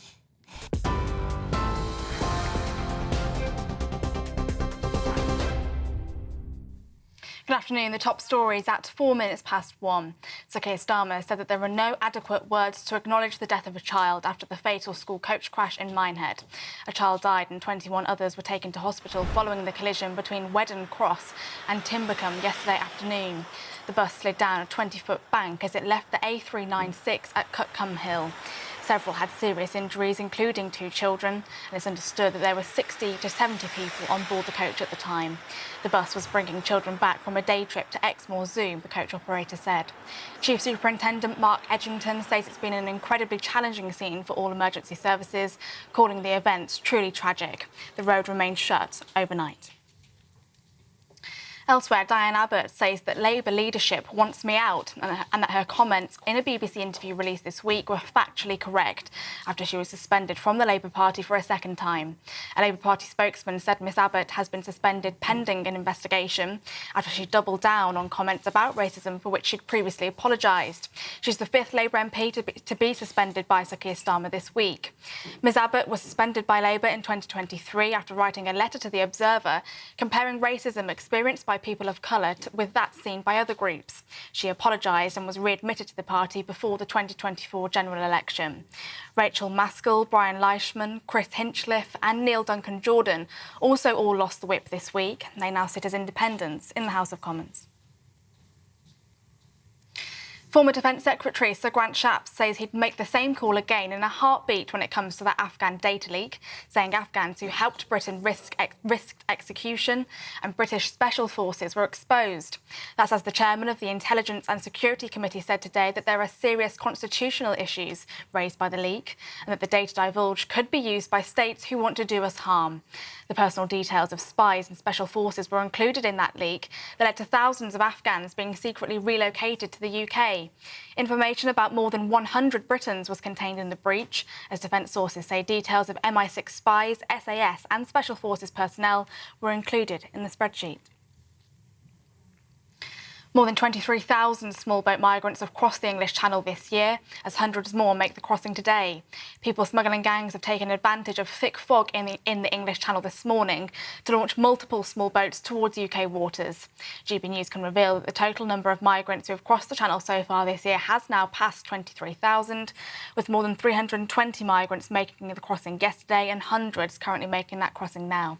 The number who've crossed so far this year is more than 55% up on the same period last year.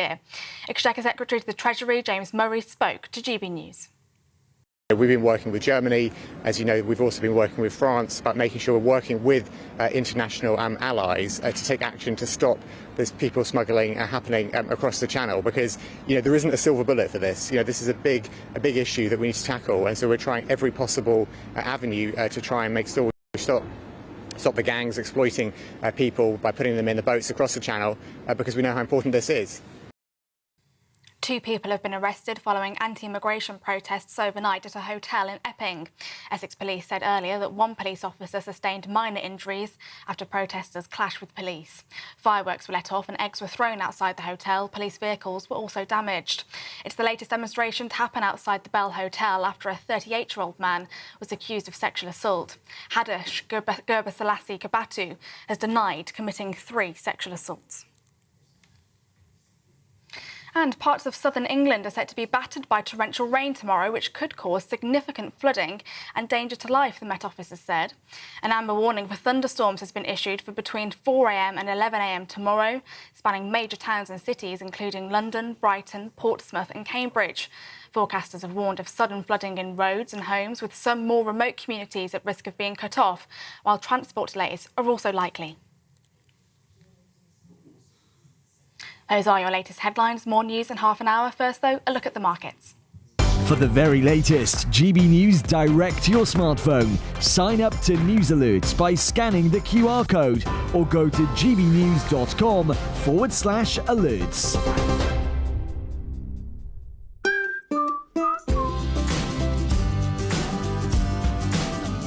My Claim Group sponsors the GB News Finance Report. Here's a quick snapshot of today's markets. The pound will buy you $1.3452 and €1.1555. The price of gold is £2,492.66 per ounce, and the FTSE 100 at 8,972 points. My Claim Group sponsors the GB News Finance Report.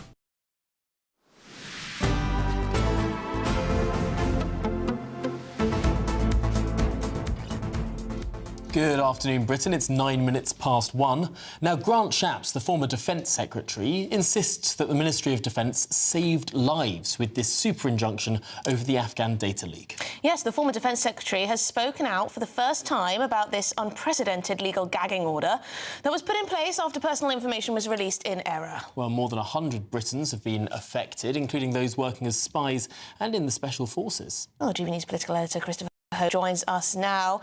Christopher, this seems to be the line coming from the Conservatives who were involved at the time, that it was needed and it saved lives, this super injunction. Yeah, that's right, Emily, and hello, Tom from Downing Street. That's correct. Of course, the question which I've been asking on GB News, or anyone criticising the government, what would you do? What would you want to have on your conscience that some lives have been lost because of actions you didn't take? And that, in fact, is what Sir Grant Shapps has been saying today. He says there was no other viable option to save lives, and I'd do the same again. And the question, I suppose, of critics is what would they have done if they were in power? Of course, you might argue a super injunction is such an extreme protection against discussing even an issue. You could be jailed simply for saying that an injunction exists, that there are other mechanisms the state can use, notably the Official Secrets Act, that kind of thing. It's a very extreme way of protecting information. Of course, on the other side of the coin is the concern about this issue of a kill list. The Taliban may have had that. Now, there's a report today to say that up to 100,000 Afghans could come to the UK, according to lawyers. Number 10 say in the past hour this number is a hypothetical claim.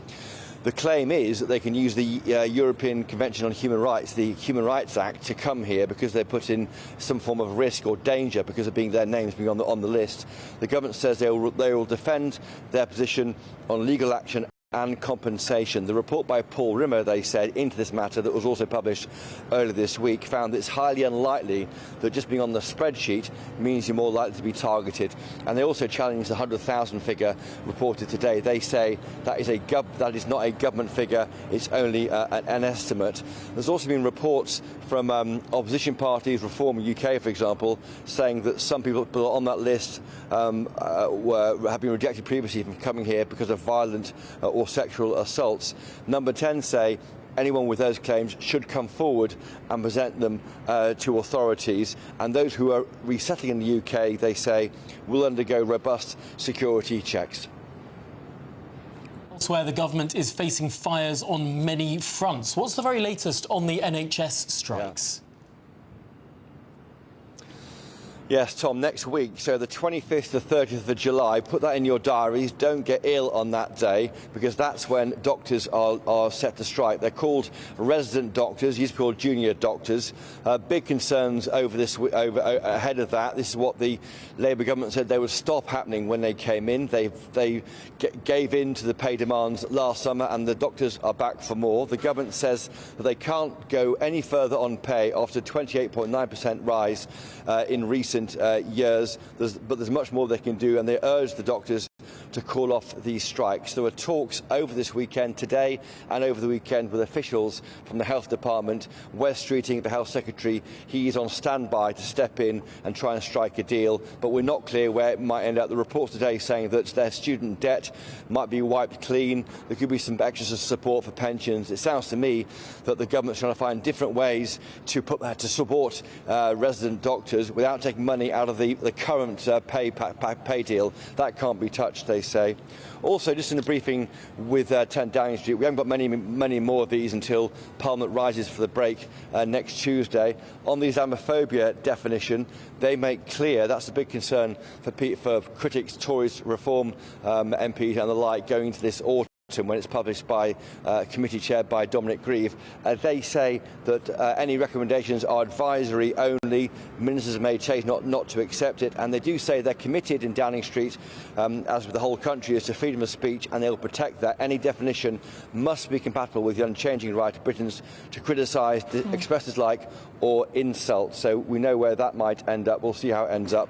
No comment, finally, on Donald Trump not meeting the King when he comes to Scotland next weekend, not this weekend, next weekend. They say that's a matter for the monarch's meetings, a matter for the Buckingham Palace, and anyway, there's a state visit when we'll all be welcoming, won't we, of course, Donald Trump to this country in September. And just very quickly, Christopher, the protests last night in Epping, the Conservatives saying that they were going to shut down this hotel. They were on the way to shutting this hotel, and Labour chose to keep it open. Did the government have anything to say on that front? Yes, we asked about that too, Emily, and the government says this: it's important that communities know that they are working, we are working, and the government's working, they say, to reduce numbers of asylum hotels. It's important that legitimate protest does not cross over into something else, by which they mean violence. There's a right in the UK to lawfully protest, but it must be lawful. So they're not criticising families, groups in the area protesting against migrants being in that hotel. What they are saying is crossing the line is when it moves into violence, and we've seen clips and images of that, of course, on GBNews and on social media in the past couple of days. OK, well, Christopher Hope, live from Downing Street. Thanks indeed for joining us. OK, well, I think it's worth talking a little bit about what's been happening with our EU reset deal that Keir Starmer's been working on. The UK apparently will be forced to pay into the EU's budget after this reset deal. Yes, new documents reveal that the Prime Minister has agreed to make financial contributions to the bodies that control food standards and even carbon emissions. Yes, and will we end up being subservient, in a way, being rule takers but not rule makers? Joining us now is the founder of Atticus Partners, Leon Cook. Leon, what's your assessment of what we're seeing at the moment? We've known that Keir Starmer wants to have closer and closer ties to the European Union. He was always a person who wanted to have another referendum, wasn't he? But we didn't get that. Instead, it now appears that we may be in a bit of a subservient position whereby we take some of the EU's rules, but we're not actually helping to make them. Well, good afternoon. It wouldn't be the first time that what Keir Starmer said before the election and what he is delivering now are two very, very different things. He was a committed Remainer. I think one of the first things he did by moving Nick Thomas-Symonds from the Foreign Office to the Cabinet Office in terms of oversight, he showcased exactly this direction of travel vis-à-vis the EU. You've answered your question yourself. We are absolutely, with this deal, a rule taker rather than rule maker. I think there's a very interesting clause in the documentation which basically says appropriate funding, which means it's completely ill-defined. It could balloon exponentially. If you then couple this on the back of, I mean, fishermen will be wondering what the hell is going on. We've given the EU 500 million in the last 5-6 years to police the beaches. I mean, I know it's a cliche, but every time that Starmer negotiates, Britain loses. I think there will be people that will be wondering why also, as this only just come out a few days before recess. It would absolutely be picked up when we come back. But I think it is very, very problematic for the government. Just on that, what are we paying for? Well, we're paying for the oversight by the regulatory bodies for an SBS deal and access to their carbon market.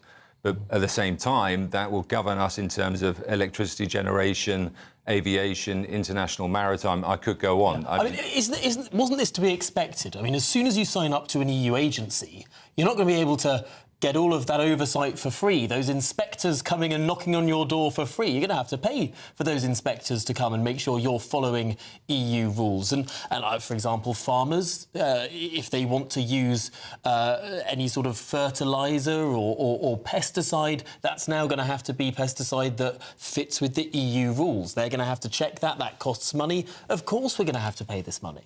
I think it's perfectly fair for them to make that argument, but they should be making that argument. And in Parliament, these things should be debated. It should not be coming out in the papers.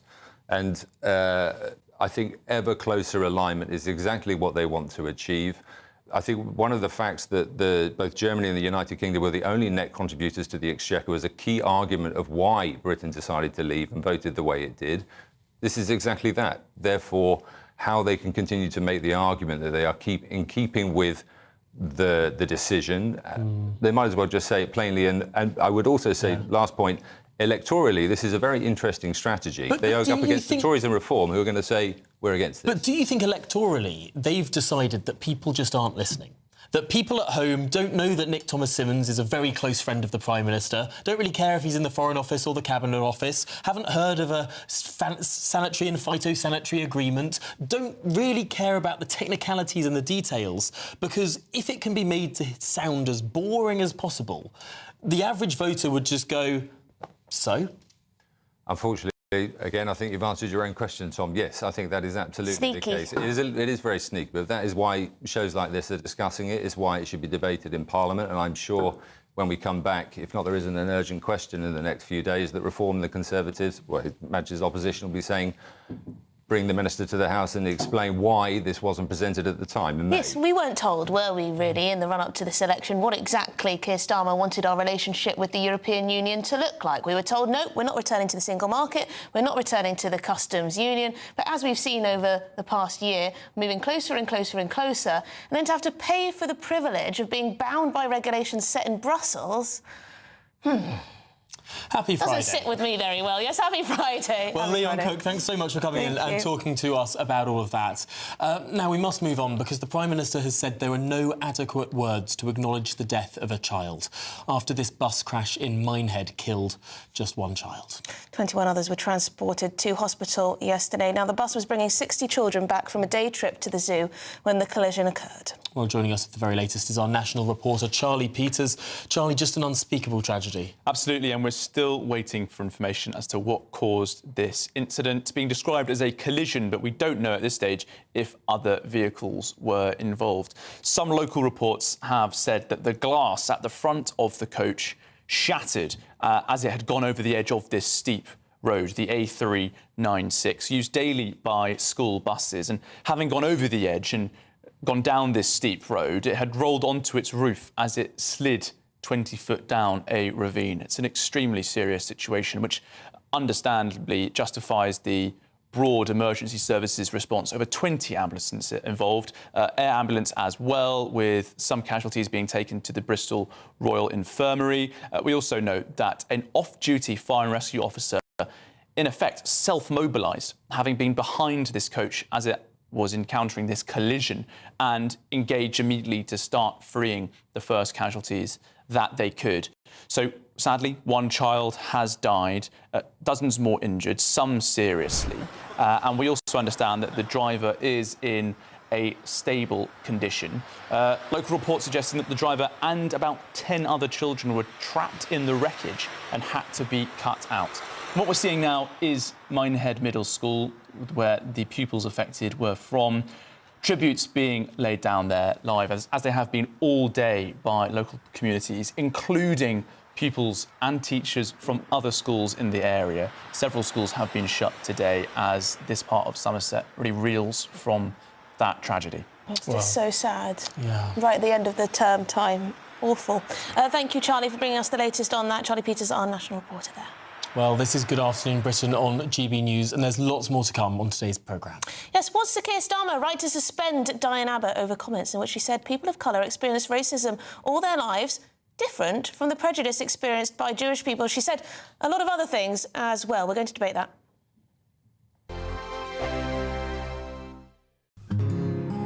This is our country, and we think it's amazing. From high tea to the high street, we love it all. Even the rain, we like that too. There's nowhere else we'd rather be. That's why we're here to be the fearless champion of Britain, its voices and its values. Because we are GB News, the People's Channel, Britain's news channel. GB News Breakfast, every day from 6 a.m.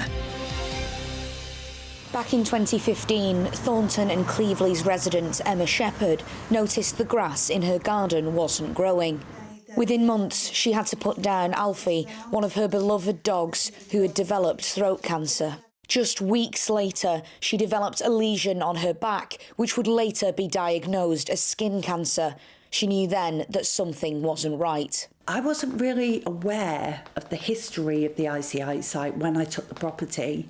I did so much investigation. I had the ground tested with my own money. There was high levels of metals in there and some obviously cancerous carcinogenics in there. They actually nicknamed me Erin Brockovich because I was so all over it. Last year, a joint investigation was launched by the Environment Agency and the local council. That was following the discovery of PFOA, a man-made chemical that potentially causes cancer. Both parties told GB News they are now working together on this matter, whilst the company under investigation for the potential release of the substance had this to say. AGC Chemicals Europe sets the highest standards for itself and takes its commitments to the local community and to the environment extremely seriously. They added that they voluntarily phased out the use of PFOA in the UK by early 2012. Release of the substance was within the permits held by AGC Chemicals Europe at the time and also UK legislation in place at the time. And yet, 2 months ago, residents within a kilometre of the site received this letter from the council, advising them not to consume anything grown in their gardens due to potential PFOA contamination.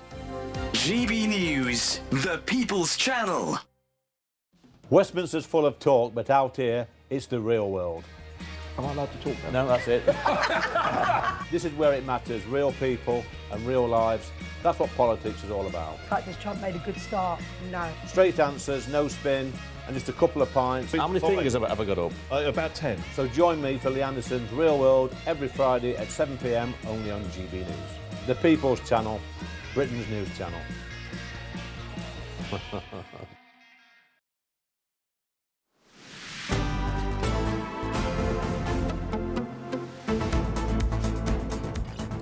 Good afternoon, Britain. It's 25 minutes past 1. Now, Diane Abbott has become the fifth Labour MP to be suspended by Sir Keir Starmer in just this week. Yes, a Labour Party spokesperson said Abbott has been suspended pending an investigation. It's all because in an interview with the BBC, she chose to double down on her claim that Jewish people experience racism differently to black people. Take a listen to what she said. You appeared to suggest, in the view of some of your critics anyway, that the kind of anti-Semitism that the Jewish community suffered, or travellers suffered, or Irish people suffered, was somehow different from the racism that you as a young black person had suffered. You were suspended and there was a great hoo-ha. Do you look back on that with regret? No, not at all. Clearly, there must be a difference between racism, which is about colour, and other types of racism. But was Sir Keir Starmer right to suspend Diane Abbott for a second time? Well, joining us now is local Jewish leader and political commentator Levi Shapiro, local to Hackney, that is, and the former Labour aide Stella Santakido. OK, Levi, we'll start with you. Now, I understand you're a constituent of Diane Abbott. Do you think Sir Keir Starmer was right to suspend her over this? Clearly, Keir Starmer was right to expel Diane Abbott. Had he not expelled Diane Abbott, this would send the wrong signal, the wrong message to people out there who would think that it's right what she said. It obviously is not right. There's no hierarchy in racism. Racism is racism. It applies equally to everyone. If you're from the black community, the Jewish community, or any other group of people, it would equally affect you. So therefore, as a constituent, I would argue that Keir Starmer took the right decision to expel Diane Abbott. I don't say this with joy, obviously, but she is our local MP. But unfortunately, she has tangled herself time and time again into very sensitive issues which do affect members of our community and potentially puts our lives at risk. Therefore, we hope this would send the right signal to the people out there. OK, Stella, what do you say to that? I have the deepest respect for what my fellow panelists just said. I don't think that there is any point in trying to find a hierarchy about racism, but I also think that that is not what Diane Abbott said.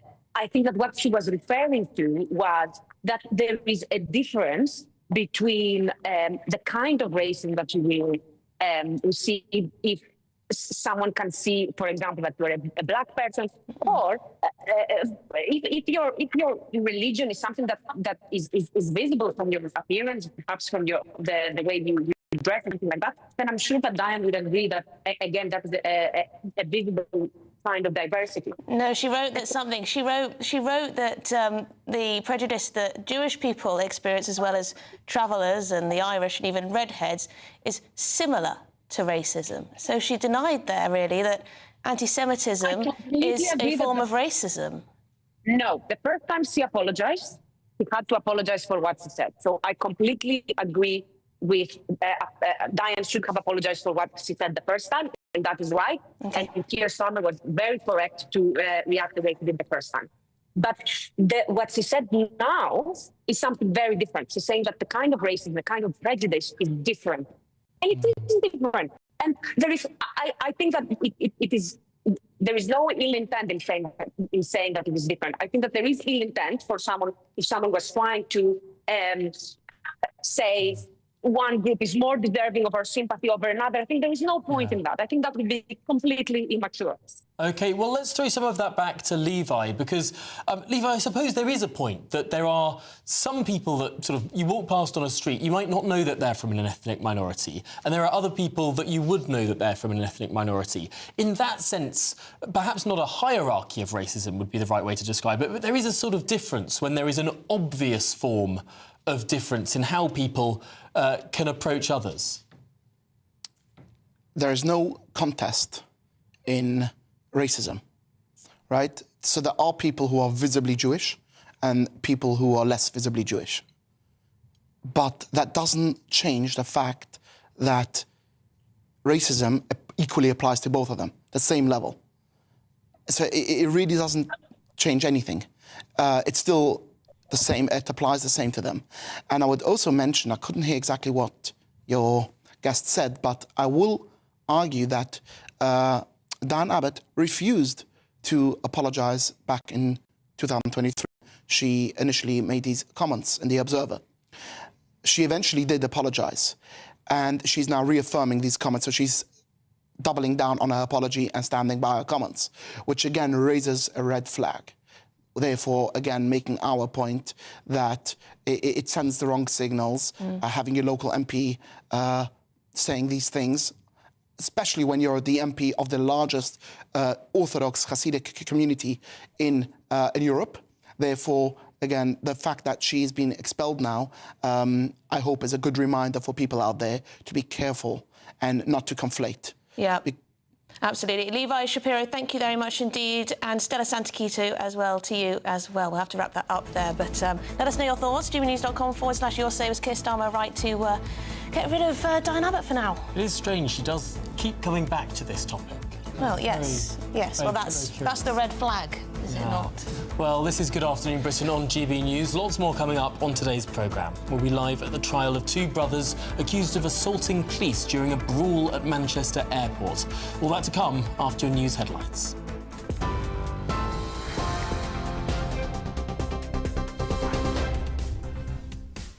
Good afternoon. The headlines at 1:32. Sir Keir Starmer said that there are no adequate words to acknowledge the death of a child after the fatal school coach crash in Minehead.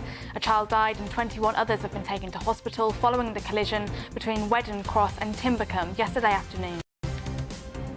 Diane Abbott says that Labour leadership wants me out and that her comments in a recent BBC interview released this week were factually correct after she was suspended from the Labour Party for a second time. 2 arrests have been made at anti-immigration protests overnight at a hotel in Epping. Essex police said earlier that 1 police officer sustained minor injuries after protesters clashed with police. The number of the most serious water pollution incidents rose by 60% last year, that's according to the Environment Agency. The data, which covers England, found that 3 companies, Thames Water, Southern Water and Yorkshire Water, are responsible for more than 80% of the incidents. And former Defence Secretary Sir Grant Shapps said he'd make the same call again in a heartbeat when it comes to the Afghan data leak, saying Afghans who helped Britain risk execution and British special forces were exposed. Those are the latest headlines for now. More news at the top of the hour. For the very latest GB News direct to your smartphone, sign up to News Alerts by scanning the QR code or go to gbnews.com/alerts.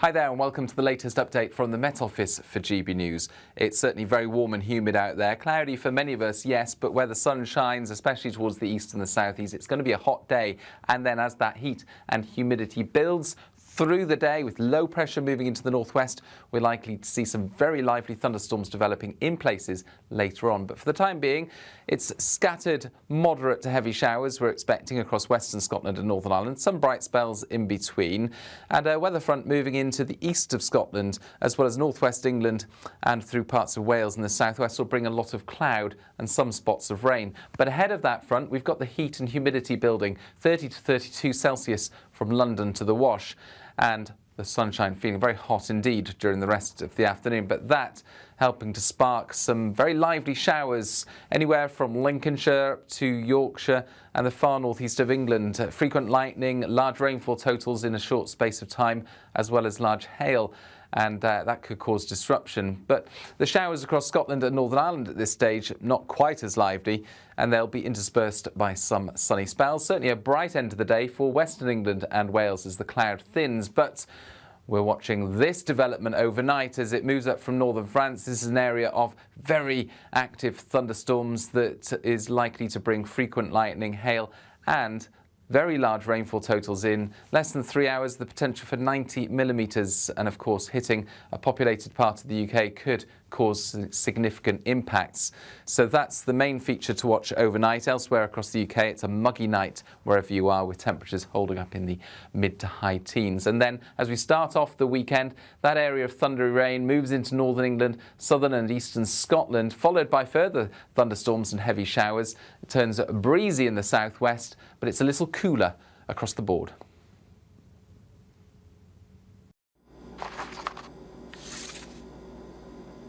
Crash Law 24 sponsors GB News Traffic and Travel Report.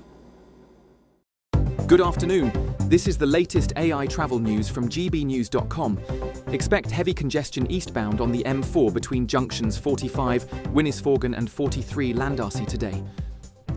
The M62 eastbound exit at junction 33 in Wakefield is down to 1 lane due to a collision, expected to clear by 3. In Buckinghamshire, the M25 clockwise has delays due to a lane closure between junctions 16 and 17. In Bristol, a broken down vehicle on the M5 southbound between junctions 18 and 19 affects 2 lanes. And on the trains, there is disruption on the Elizabeth line between Reading and London Paddington and Gatwick Express between Purley and Gatwick Airport. For more travel news, go to gbnews.com. Crash Law 24 sponsors GB News Traffic and Travel Report.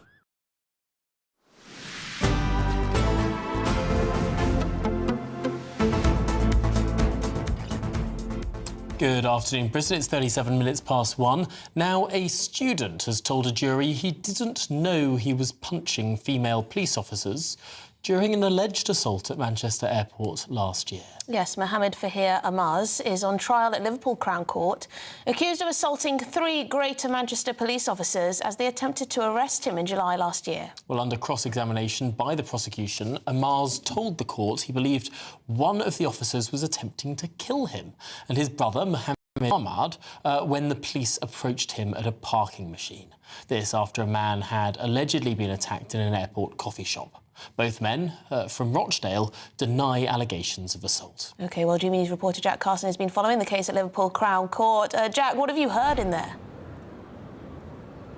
Well, as you were saying, the cross-examination of Mr Fahir Amaz started today by the prosecution, Mr Greeny, KC, and we heard Amaz tell the jury that he was shocked and he believed his mother had experienced a hate crime from racial and physical abuse from a man on the plane, a man that she, as we saw on CCTV, pointed out to them at a coffee shop. He said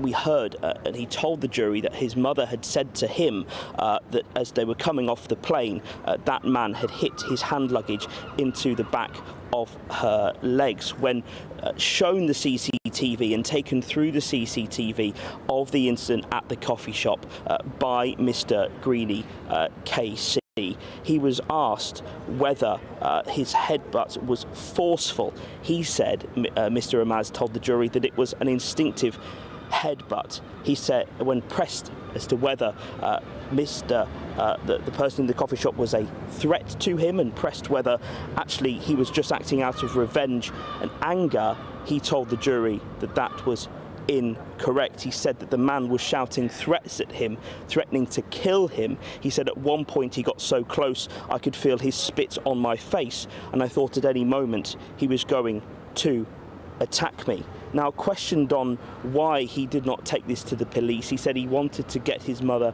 out of the airport, and he said that he'd agreed with his brother if they were to see police officers that they would report the incident. And when then taken through the CCTV of the Pace station and what happened in the car park of Terminal 2, he was pressed by the prosecution on whether he maintained that everything happened in the Pace station and that every blow was lawful, and whether it was lawful for him to kick. He said yes. Whether he was asked whether it was lawful for him to punch a woman in the face and knock them to the ground, he said, I did not know they were female. When asked whether it was lawful to punch a man from behind in the face, he said, when this man's about to shoot and kill your brother, it is. He also told the jury that he believed he would be murdered in broad daylight in an area covered by CCTV, and that a police officer was trying to kill him. He said that he was acting in self-defence, and when questioned on whether he knew that they were police officers from the start of the incident at the pay station, he said and admitted that he could see the word police appearing on the chest of an officer that grabbed his arm and on the cap of that officer. And when questioned in previous statements that he would not have used violence if he knew that they were police officers, he said, "I was protecting myself and my brother after they repeatedly punched me." He said, "These officers just came and forced me straight into the ticket machine," saying in court and telling the jury today that they didn't give me a second to think. He said when the prosecution asked how he didn't realise that two people were obviously women, he said, "The officer punching my brother in the face, I finally managed to get them away and I feel a punch in the throat. It was my instinct," he says, to react. When pressed by the prosecution, as they told him, "You're looking straight at a woman with long red hair," he said, "I'm already attempting to strike. It's happening within a matter of seconds." When asked if he punched her straight in the face, he said, "I didn't know where my punch was going. It was a reaction." Around the incident at the pay station, he believed that the police were trying to get him onto the ground, and he said he was worried and scared about what would have happened if he'd managed to get him down onto the ground. Mr. Ramaz saying that he feels he would have been battered until he was dead. When it was put by the prosecution to him that he was wholly out of control, he said that that was wrong. When it was put by the prosecution that he was out of control in these moments, he said he was scared that these officers were attacking us for no reason, and that the officers, he said, had given them no reason at all, saying that it wasn't obvious at that moment that they were there because of the incident that had allegedly happened at the coffee shop. He said then, when asked around the induction he had into custody, and then when he was read his caution and his rights and the interview began, the prosecution put it to Mr. Ramaz that he had the opportunity to tell interviewers about the incident that had allegedly happened at the coffee shop and why he allegedly used violence against the officers. The prosecution put it to Mr. Fahir Amaz that he did not say a word about either case because he hadn't yet made it up. Mr. Fahir Amaz told the jury that that was wrong. The trial here at Liverpool Crown Court continues. Thank you very much indeed, Jack, for that comprehensive summary of what you've heard in there. I hope we'll get back to you at some point this afternoon and find out the very latest from inside that courtroom. Well, now, if you're in search of some holiday sunshine, is it still sunny? I think it's still quite sunny Quite a here. warm day. If you'd like to try some Mediterranean weather instead, here's the forecast. I hope we haven't forgotten anything. Travel insurance, I tick that box. Yeah, but remember what you forgot last year. All Clear Travel Insurance sponsors GB News Travel Destinations Forecast. Lots of blue skies and strong hot sunshine around the Mediterranean at the moment. There's going to be a bit of a breeze blowing, however, this weekend, especially for Crete and Cyprus. Maybe 1 or 2 showers inland across Turkey, but again, most of the coast's dry and sunny. Same goes for Italy and much of southern Spain, along with the Balearics and the Canaries. Also set fair. Temperatures in Tenerife close to 30 Celsius. We'll have highs here of 29 for the next few days and similar temperatures in Barcelona. All Clear Travel Insurance sponsors GB News Travel Destinations Forecast. OK, this is Good Afternoon Britain on GB News. Lots more coming up. Yeah, soon you could be fined for swearing. A Kent council revives plans to crack down on foul language, drinking and antisocial behaviour in seaside towns. Mark White has some breaking news from the Channel.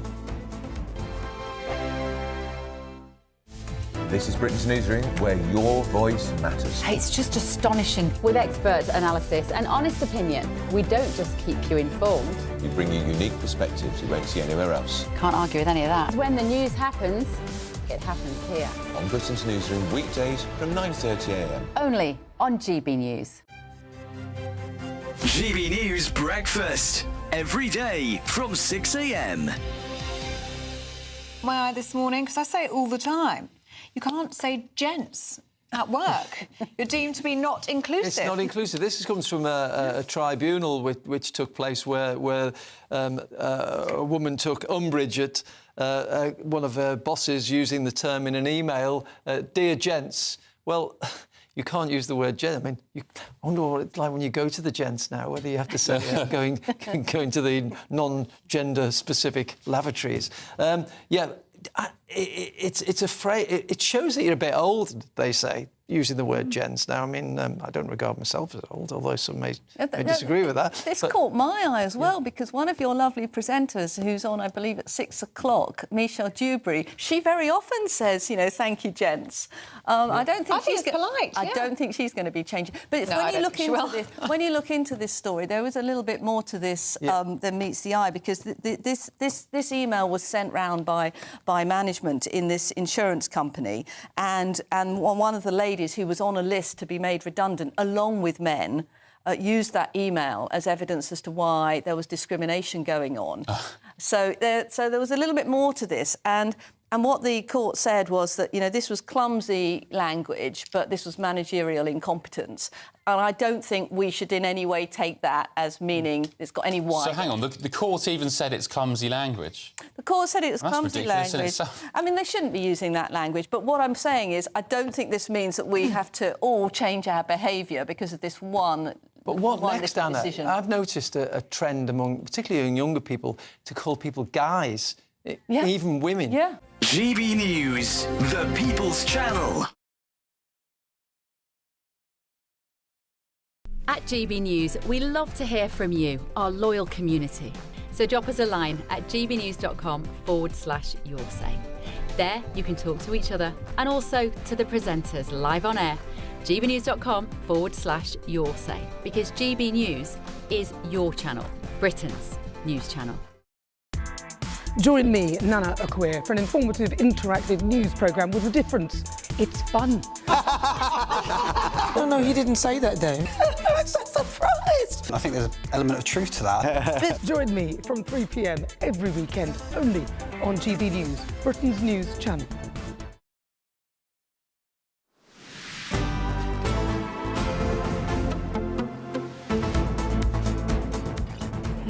Good afternoon, Britain. It's 47 minutes past 1. Now, a popular seaside town could soon see people fined £100 for swearing in public. Cool darn. As Thanet Council revives controversial plans to crack down on foul language. Yeah, so apparently a similar scheme is targeting areas like Margate and Ramsgate, but they were scrapped last year after legal threats. But this whole idea is now back on the table. So, is this a bold move to protect public decency or a worrying threat to free speech? Well, joining us now is etiquette expert. Who better to speak to on such matters? Liz Brewer. Liz, £100 fine for swearing? What do you reckon? Wonderful, fantastic.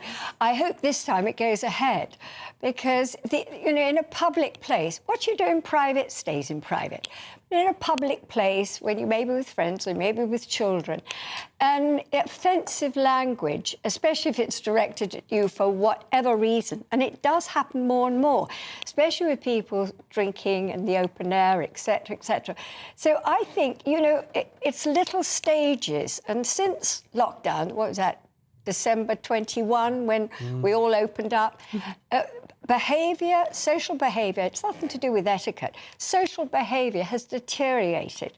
Now, whether that's because a lot of people have come into this country who don't admit that they're going to learn our code of behaviour or don't understand our code of behaviour, but they come to our country and we need to not just help them learn the language, but we need to tell them our code of behaviour, as we would if we went to their countries. I completely take your point, and I understand how irritating it is when there is antisocial behaviour, when people are yelling at people in the streets, behaving drunk and disorderly. But don't we already have rules to stop that? No, not swearing. For example, swearing in public places. What they're talking about, because they've been turned down before, and I can't see how it was. I don't understand why it was turned down. I don't know what the opposite argument was. If you're to have a rule to ban drinking in public, can I not have, as a law-abiding person, a quiet pint on the beach? Absolutely. Nothing. We're not talking about drinking privately on the beach. We're talking about swearing, and swearing in public places. And swearing, maybe you turn on the television and there's a lot of swearing. Not so much on the radio. In the young, you know, they're like sponges. They follow their so-called betters and elders. But, you know, if you're not giving a good example to the young, you can't blame the young for swearing. They think it's clever. How do you cope with modern Britain? You're a Londoner, aren't you? I've got a daughter. With all this bad behaviour everywhere. You know, you've got young men or boys going around in balaclavas on line bikes, crashing into people. You've got people nicking people's Rolexes and God knows what, mobile phones out of your hand. You've got people not paying when they get on the bus. You've got people eating, you know, McDonald's right next to you in public transport. I mean, how do you cope with it? How do you stay so positive, Liz? Well, we need to address it. What's happening? This is a little thing.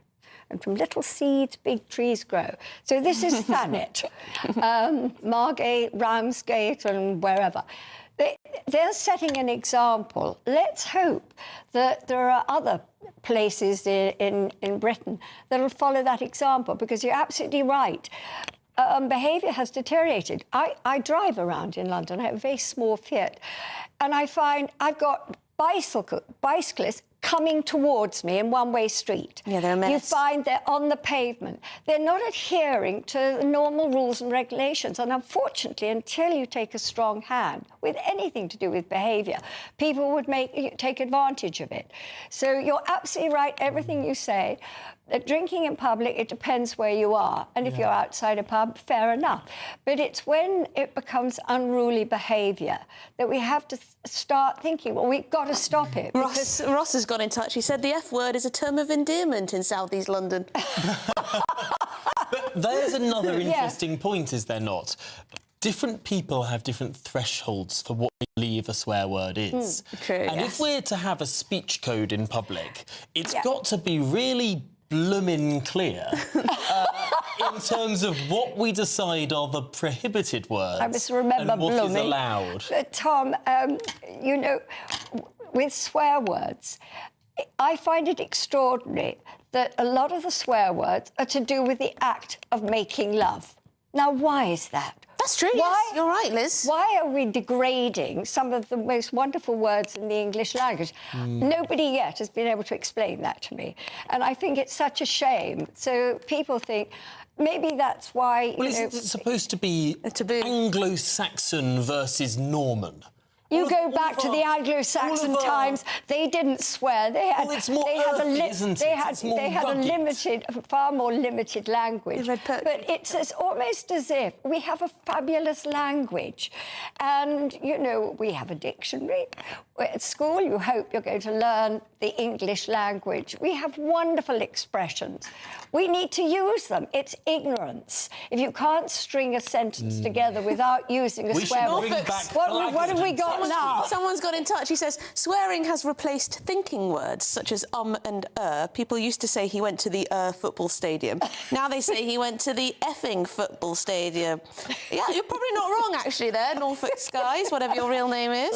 Yes, and Ahmed says, what the flip? Who decides what an offensive word is? Well, I think this is that I am constantly amazed by what some words are deemed to be and what others are allowed. Well, as I say, using words that normally would describe the act of love or a physical part of your body. Now they're an insult. There's so much of that, isn't there? Well, Liz Brewer, thanks so much for joining us. Much more to come, including an exclusive from the channel after this.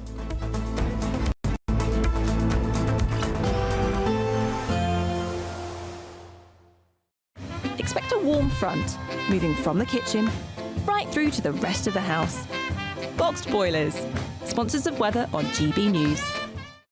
Hi there and welcome to the latest update from the Met Office for GB News. It's certainly very warm and humid out there. Cloudy for many of us, yes, but where the sun shines, especially towards the east and the southeast, it's going to be a hot day. And then as that heat and humidity builds, through the day with low pressure moving into the northwest. We're likely to see some very lively thunderstorms developing in places later on. But for the time being, it's scattered moderate to heavy showers we're expecting across western Scotland and Northern Ireland, some bright spells in between, and a weather front moving into the east of Scotland as well as northwest England and through parts of Wales and the southwest will bring a lot of cloud and some spots of rain. But ahead of that front, we've got the heat and humidity building, 30 to 32 Celsius from London to the Wash, and the sunshine feeling very hot indeed during the rest of the afternoon, but that helping to spark some very lively showers anywhere from Lincolnshire to Yorkshire and the far northeast of England. Frequent lightning, large rainfall totals in a short space of time, as well as large hail, and that could cause disruption. But the showers across Scotland and Northern Ireland at this stage not quite as lively, and they'll be interspersed by some sunny spells. Certainly a bright end of the day for Western England and Wales as the cloud thins, but we're watching this development overnight as it moves up from northern France. This is an area of very active thunderstorms that is likely to bring frequent lightning, hail and very large rainfall totals in less than 3 hours, the potential for 90 millimetres, and of course hitting a populated part of the UK could cause significant impacts. So that's the main feature to watch overnight. Elsewhere across the UK, it's a muggy night wherever you are, with temperatures holding up in the mid to high teens. And then as we start off the weekend, that area of thundery rain moves into northern England, southern and eastern Scotland, followed by further thunderstorms and heavy showers. It turns breezy in the southwest, but it's a little cooler across the board. A positive outlook through the night will power through to a bright day ahead. Boxed Home Battery Storage, sponsors of weather on GB News. Imagine having an extra £1,000 to spend each week for an entire year. £54,321 in tax-free cash could be yours. Cash to spend however you like. £54,321 in cash could be landing in your bank account this year. For another chance to win £54,321 cash, text cash to 63225. One entry costs £2.50 plus one standard network rate message. Or text bonus to 63225. 5 entries cost £5 plus one standard network rate message. Go to gbnews.com/win. Entries start at £2.50. Call 0903 686 3232. Calls cost £2.50 plus your network access charge. Or post your name and number to GB14 PO Box 8690 Derby DE1 9TT. UK only. Entrance must be 18 or over. Lines close at 4 p.m. on the 1st of August. Please check the closing time if listening or watching on demand. In the GB Newsroom, we bring you the news as it happens. With our team of dedicated journalists across the UK, we're ready to keep you up to date with what's happening every half an hour, every single day. Bulletins here on GB News, the People's Channel, Britain's news channel. Welcome back to Britain's Newsroom with Andrew and Beth. Hello everyone, Patrick Christie is here. I'm Michelle Duke, Britain's news channel. Access the stories that matter to you. Take the GB News family with you on any device, and as long as you have an internet connection. Tune in to GB News anywhere on the planet or beyond. GB News, the People's Channel, Britain's news channel. This is Britain's Newsroom, where your voice matters. It's just astonishing. With expert analysis and honest opinion, we don't just keep you informed. We bring you unique perspectives you won't see anywhere else. Can't argue with any of that. When the news happens, it happens here. On Britain's Newsroom, weekdays from 9:30 a.m. Only on GB News. Mornings don't have to be tiresome, especially if you have the right company. Wake up to news as it happens, opinion and debate, and of course, a little bit of entertainment too. Because when the kettle's on, we're on. That's Breakfast on GB News, a show worth waking up for. Every morning from 6 a.m. Only on the People's Channel, Britain's news channel. We'll spread the news, you spread the word. At GB News, we love to hear from you, our loyal community. So drop us a line at gbnews.com/yoursay. There you can talk to each other and also to the presenters live on air. gbnews.com/yoursay, because GB News is your channel, Britain's news channel.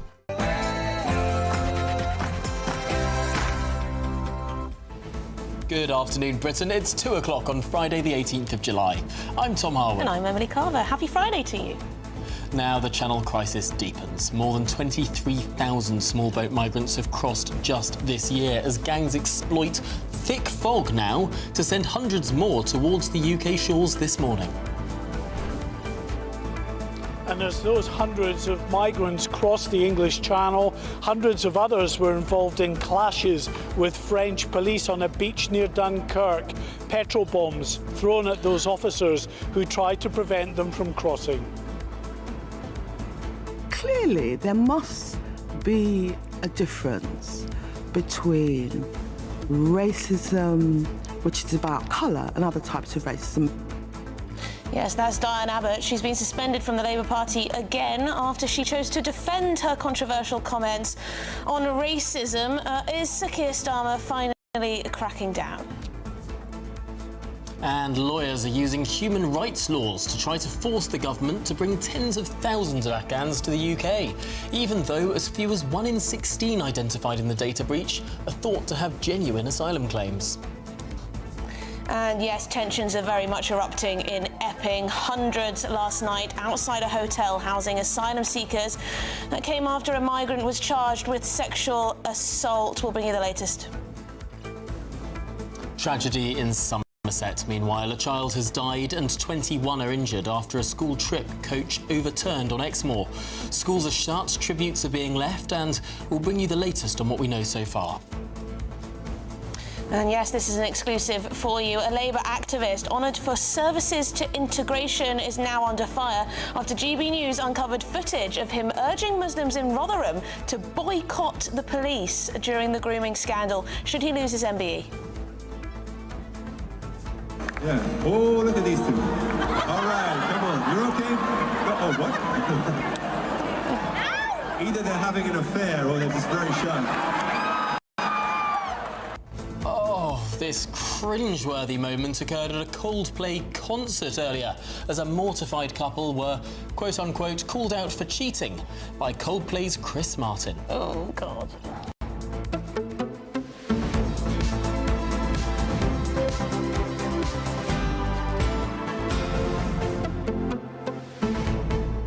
Oh, I can't handle that awkwardness. Look, it makes me cringe. If you're having an affair and you end up on a kiss cam at a sports game or a concert, the worst possible thing you can do after your face has appeared on that camera is to then duck down in embarrassment. You're just going to pretend to cuddle each other. If they'd have just stayed cuddling, this wouldn't have gone viral. If they'd have just stayed there and just cuddled... No one would have known. No one would have known. This wouldn't have become the massive international news story that it has subsequently become. Oh, it's just so cringeworthy. Do you at home feel the same way? It's just so awkward. Makes my teeth chatter. Oh, well, we'll be... Well, there you go. That's just a little minor story for you. Obviously not the big news. Mark White has bringing us an exclusive from the Channel. Yes, it sounds like more violence. Petrol bombs. Well, shall we get to that after your very latest news headlines?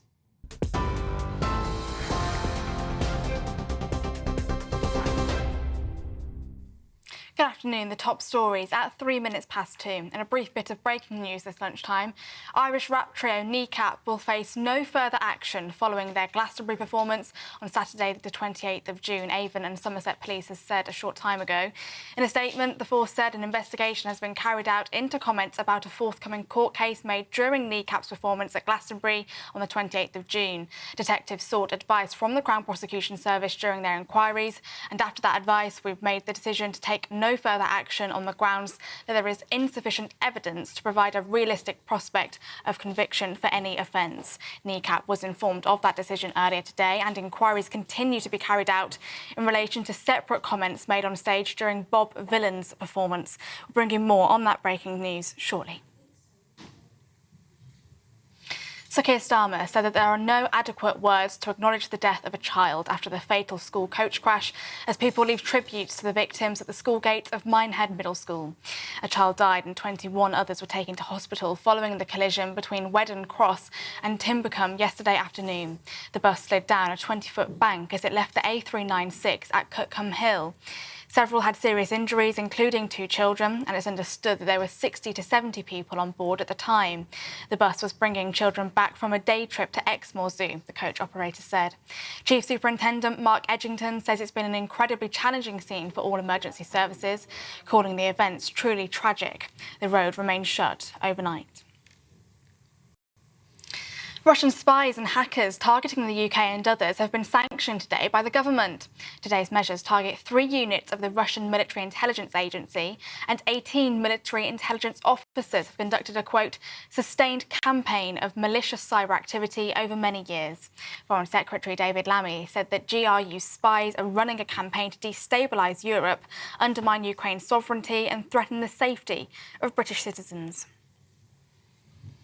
Diane Abbott says the Labour leadership wants me out and that her comments in a BBC interview released this week were factually correct after she was suspended from the Labour Party for a second time. A Labour Party spokesman said Miss Abbott had been suspended pending an investigation after she doubled down on comments about racism for which she'd previously apologised. She's the 5th Labour MP to be suspended by Sir Keir Starmer this week. Miss Abbott was suspended by Labour in 2023 after writing a letter to The Observer comparing racism experienced by people of colour with that seen by other groups. She apologised and was readmitted to the party before the 2024 general election. Rachel Maskell, Brian Leishman, Chris Hinchcliffe and Neil Duncan-Jordan also all lost the whip this week. They now sit as independents in the House of Commons. Former Defence Secretary Sir Grant Shapps says he'd make the same call again in a heartbeat when it comes to the Afghan data leak, saying Afghans who helped Britain risked execution and British special forces were exposed. That's as the chairman of the Intelligence and Security Committee said this morning that there are serious constitutional issues raised by the leak and that the data divulged could be used by states who want to do us harm. The personal details of spies and special forces were included in a data leak that led to thousands of Afghans being secretly relocated to the UK. Information about more than 100 Britons was contained in the breach, as defence sources say details of MI6 spies, SAS and special forces personnel were included in the spreadsheet. And parts of southern England are set to be battered by torrential rain tomorrow, which could cause significant flooding and danger to life, the Met Office said. An amber warning for thunderstorms has been issued for between 4 a.m. and 11 a.m. tomorrow, spanning major towns and cities including Brighton, London, Portsmouth and Cambridge. Forecasters have warned of sudden flooding in roads and homes, with some more remote communities at risk of being cut off, while transport delays are also likely. Those are your latest headlines. More news in half an hour. First, though, a look at the markets. For the very latest GB News direct to your smartphone, sign up to News Alerts by scanning the QR code or go to gbnews.com/alerts.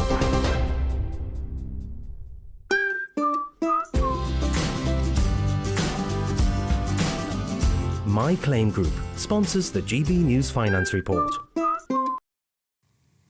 Here's a quick snapshot of today's markets. The pound will buy you $1.3456 and €1.1553. The price of gold is £2,495.46 per ounce, and the FTSE 100 is at 8,984 points.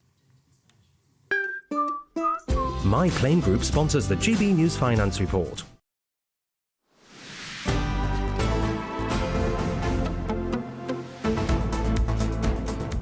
Well, good afternoon, Britain. It's 8 minutes past 2. Now, it's a big day in the Channel in terms of the illegal migration crisis. And now French police are clashing with hundreds of migrants on the coast near Dunkirk. Yes, some migrants were seen throwing petrol bombs at officers who moved in to disperse them as large groups attempted to cross the Channel in the early hours of this morning. OK, well, GB News Home and Security Editor Mark White has been in Dover for us all day. Mark, so clashes with the authorities now?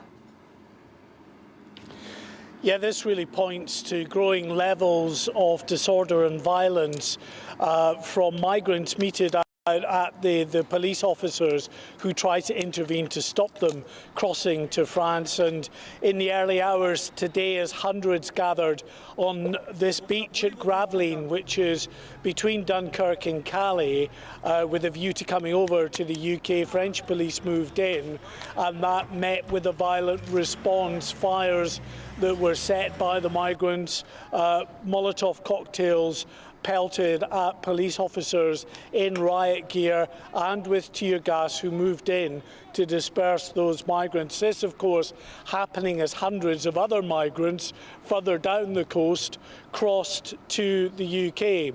And as I say, it really does point to what has been an alarming level of violence that has been growing against the police, sometimes against the civilian community in northern France, but often between rival groups of migrants fighting over turf, you know, for a share of the profits of the people smuggling business, and also amongst groups of migrants who don't pay for the journey across to the UK, but who instead decide to storm the small boats as they're launching and fight their way on board.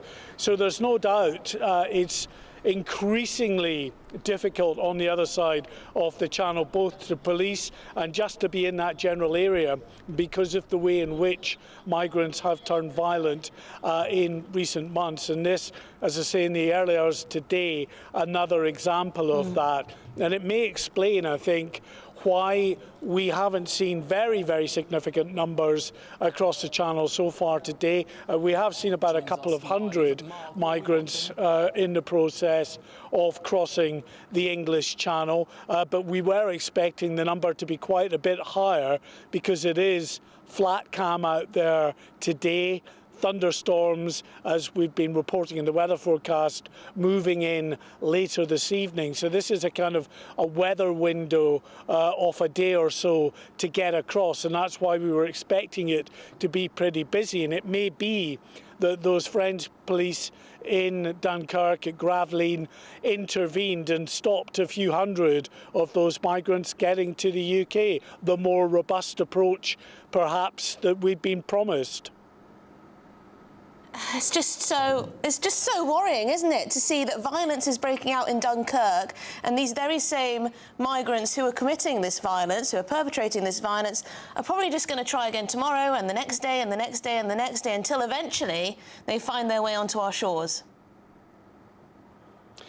Yes, and I think the worrying thing is there is no doubt, and this doesn't mean that everybody crossing has the propensity for violence or has a criminal past or maybe a threat to national security, but it's absolutely sure that there are some on board these boats who are violent in nature, who do pose a risk to the wider public. And the difficulty is the authorities really can't get a handle on who's coming across because they are schooled by the people smugglers to throw away all of their identifying documents, passports, mobile phones, everything that could tie the authorities to who they actually are, so that they can invent a backstory that means that their application for asylum is likely to be more successful. But in doing that, it also means that the authorities who might be able to determine whether someone is actually a threat, who might have a criminal past, they can't as effectively do that when all of these documents, mobile phones and alike are thrown away. Well, Mark White, thank you again for bringing us that very latest news and these pictures that we see that were once extraordinary and that are now, sadly, fairly ordinary. Mark White live in Dover for us. Thank you indeed. You know, there are a lot of people who see themselves as good people, liberals, progressives, who don't want to see this kind of footage, but I think it's important that we know what's going on. You know, the reality of this, that unfortunately there are people who may well have quite violent tendencies crossing over, soon to be in a town near you. Well, speaking of this, it's a related subject. In the last few hours, Essex police have confirmed that 2 arrests were made during anti-migration protests in Epping last night. Yes, the unrest came after a 38-year-old Ethiopian migrant was charged with 3 counts of sexual assault.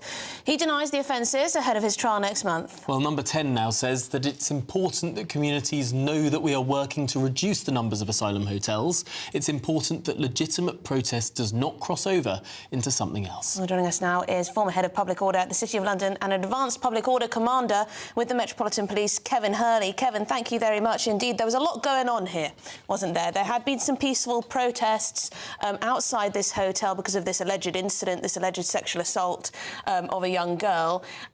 We saw anti-racists then turn up, agitators as well. Then a second night, last night, things really kicked off. How do the police go about trying to manage this type of situation?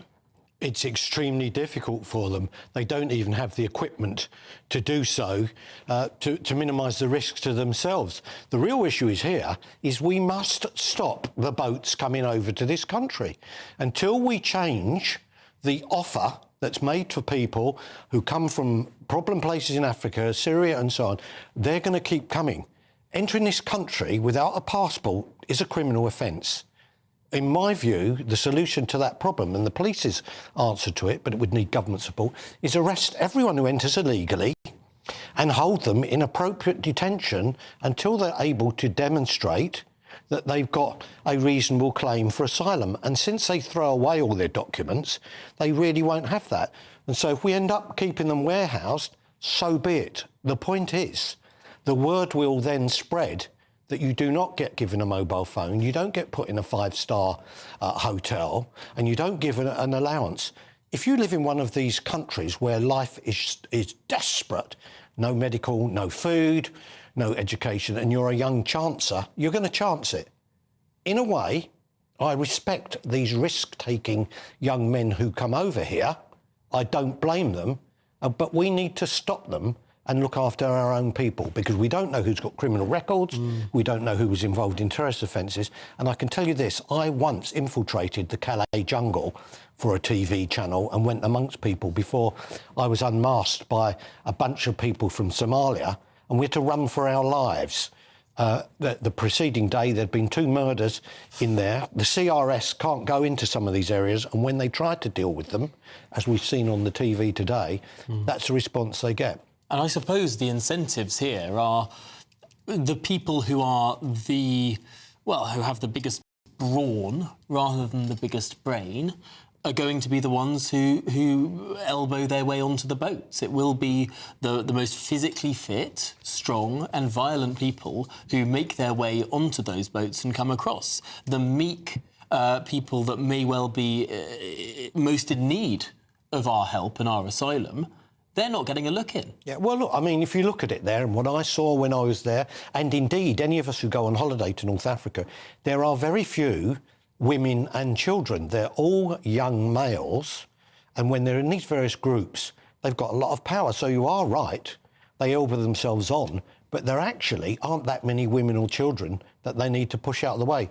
Yes, there are some. They tend to come from Kurdish areas, actually, and for the most part, a lot of them are in real need because the Kurdish areas... So what do you make, therefore, of this idea, this one-in, one-out idea, that we're not quite sure when it will be operational? The Prime Minister said earlier last week that it would be operational in weeks, but I think it does still need EU approval, and that is not particularly forthcoming.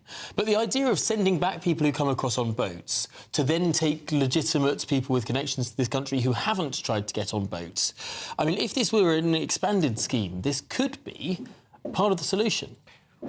Let's turn it back the other way. Why does a kid from Mogadishu in Somalia, or from outside Kabul, or from northern Syria decide to take this risk? Are they going to be put off because they've heard somewhere that there's a one-in, one-out scheme? The only way they will be put off is when they understand that they are not going to get given everything that they are given when they arrive here. And we've just rehearsed that. The bottom line is, when you've got nothing and you think you're going to get something, they're going to want to go. If, as I have done, I spent a lot of time in Iraq, Afghanistan and Africa, everyone thinks coming to the UK is the land of milk and honey, and you get everything free. The fact is you do. So the offer's got to be changed, and they've got to be detained and taken into secure custody. And if that means we have to build camps in various places, we need to increase the size of the border force and give them a lot more power so that they won't be assaulted in the way we've just seen with the French police, then so be it. Every boat should arrive, if there's 60 to 70 of them, 200 or 300 border force people and police should arrest them, take them into custody, and the word will spread. The previous government, the Conservatives did make it illegal to enter this country by small boat. But that bill, particular legislation, was overridden, was it not, when Labour came in? They changed it. But also, despite it being illegal, there was never a detention policy. And there was never a detentions policy, Correct. Just a sort of dispersal around any hotel you can get your hands on by the Home Office. It's an offence to enter the country illegally. What the government would consistently say is that they're signed up to UN conventions that mean if people come to this country, they have all sorts of rights to housing, to food, to communications devices, to all of this sort of stuff, and the right to claim asylum, which they couldn't necessarily do if they were detained. If they are, well, they can, of course. Once they're detained, then you can start to vet them and decide, are they a lawful claimant for asylum? And if they're not, and they foolishly thrown away all their documents and so on, then so they will remain there. They're still going to get fed, they're still going to get their medical cover, but they're actually going to be detained. Well, Kevin, it won't stop unless we do it. Looking at the numbers, it looks as though we're going to need some more hotels, by the sounds of things. But Kevin Hurley, thank you very much indeed. Really appreciate your time. We're going to move on because a Labour activist who was given an MBE for Services to Integration and Cohesion, well, he demanded that Muslims in Rotherham who refused to boycott the police following the town's grooming scandal should themselves be boycotted by the Muslim community. Yes, new footage of Mubin Hussein, obtained by GB News, shows him making a very fiery speech launching the boycott to a cheering crowd made up of almost entirely men. OK, well, Charlie Peters is here, who's uncovered this footage. Charlie, tell us.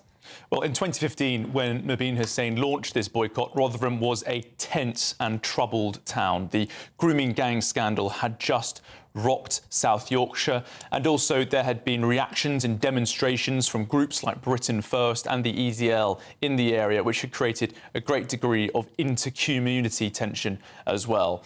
But Mubin Hussein called for a boycott of the police. He did so after the grooming scandal erupted, but also because he said an 81-year-old had been murdered and the police, he said, had sort of insufficiently failed to deal with a perceived surge in hate crimes against Muslims.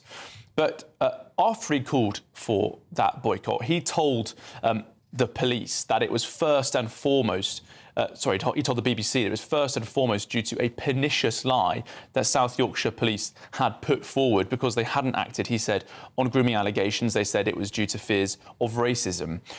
His group, British Muslim Youth, they said that this was used to scapegoat British Muslims. Now, on the contrary, South Yorkshire police has never said that it failed to investigate allegations due to fears of racism. That allegation has been made of them, but not by them. Now, in a statement headed "Enough of the Lies," when this was reported last week by the Sunday Times, Hussein claimed that the boycott had absolutely nothing to do with the grooming gang's investigation. But we can reveal some footage for the first time of him singling out individuals who could also be boycotted. If anybody from the Muslim community does not bring in this policy, we boycott them too. Any Muslim organisation, let's make it better, any Muslim individual or institution in Rotherham that do not adhere to this policy of disengagement will also be boycotted by the Muslim community. We call upon that. Well, Hussein called off that boycott just 2 days later after cooler heads prevailed. As you can imagine, it attracted sharp criticism within the town. Hussein said that the boycott was due to the incompetent engagement policy used by South Yorkshire Police, and his representatives have claimed to GB News that he later clarified that the boycott was only targeting organisations and communities, as he earlier said, but I can't find any evidence of him making that clarification. Now, it's not known who nominated Hussein for an MBE for integration and cohesion. But as you can imagine, that has been questioned by many, including by the Shadow Justice Secretary Robert Jenrick, who said last night that the activist had been caught red-handed calling for a Muslim boycott of the police in Rotherham. He said he should be stripped of his MBE, removed from his position on the APPG for British Muslims, and he also said that his pernicious rant set back community cohesion. His award is a sick joke on the British public.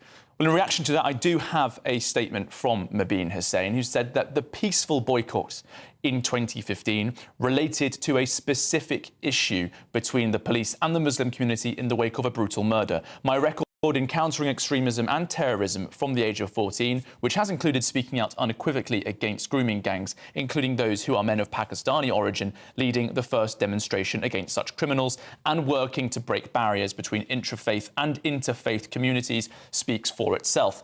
I have a distinguished track record, he says, in building bridges for communities, and I was delighted and honoured to be offered an MBE in the forthcoming King's Birthday Honours in recognition of this work. I look forward to continuing to work on community cohesion and interfaith understanding going forward. So there you have it, Tom and Enley. He's been breaking barriers between intra-faith communities, but we can now reveal that he called for Muslims who did not engage with his boycott to be boycotted. Goodness me. Well, Charlie, what an extraordinary story. Thank you so much for bringing it to our attention.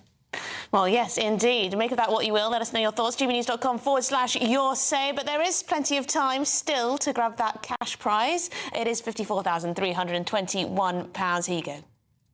This is your chance to enjoy luxury this summer. It's our biggest cash prize to date, an incredible £54,321 in tax-free cash has to be won. What would you do with that? With all of that cash, you could just chill out, treat yourself and indulge in the finer things in life, somewhere like here, Downhall Hotel and Spa. You really could win the cash giveaway of the summer. Go on, treat yourself. For another chance to win £54,321 cash, text cash to 63225. One entry costs £2.50 plus one standard network rate message. Or text bonus to 63225. 5 entries cost £5 plus one standard network rate message. Go to gbnews.com/win. Entries start at £2.50. Call 0903 686 3232. Calls cost £2.50 plus your network access charge. Or post your name and number to GB14 PO Box 8690 Derby DE1 9TT. UK only. Entrance must be 18 or over. Lines close at 4 p.m. on the 1st of August. Please check the closing time if listening or watching on demand. Good luck.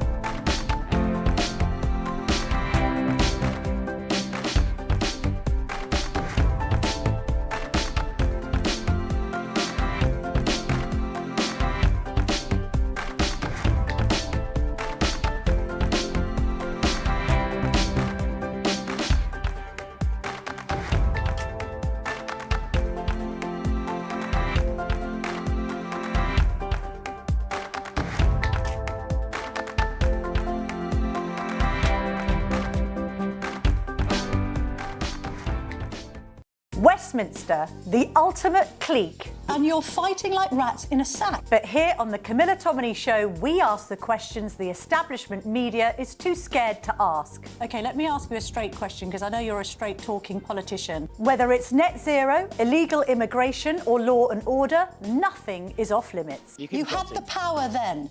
Yeah, as I and say, now you've lost it. That's the Camilla Tominey Show, a politics show that's fearless.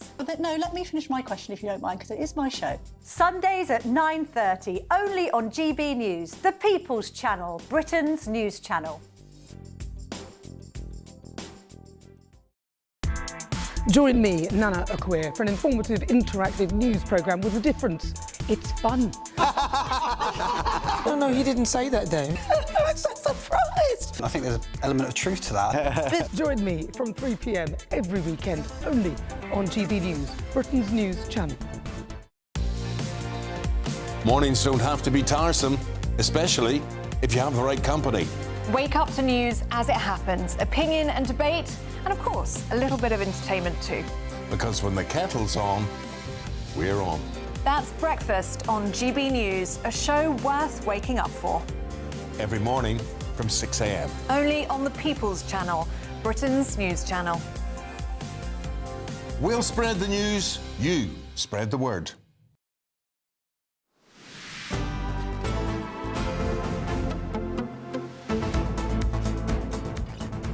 Right, well, it's 2:29. We've been covering some quite heavy topics today, haven't we? Should we do something a little bit lighter, a little brighter?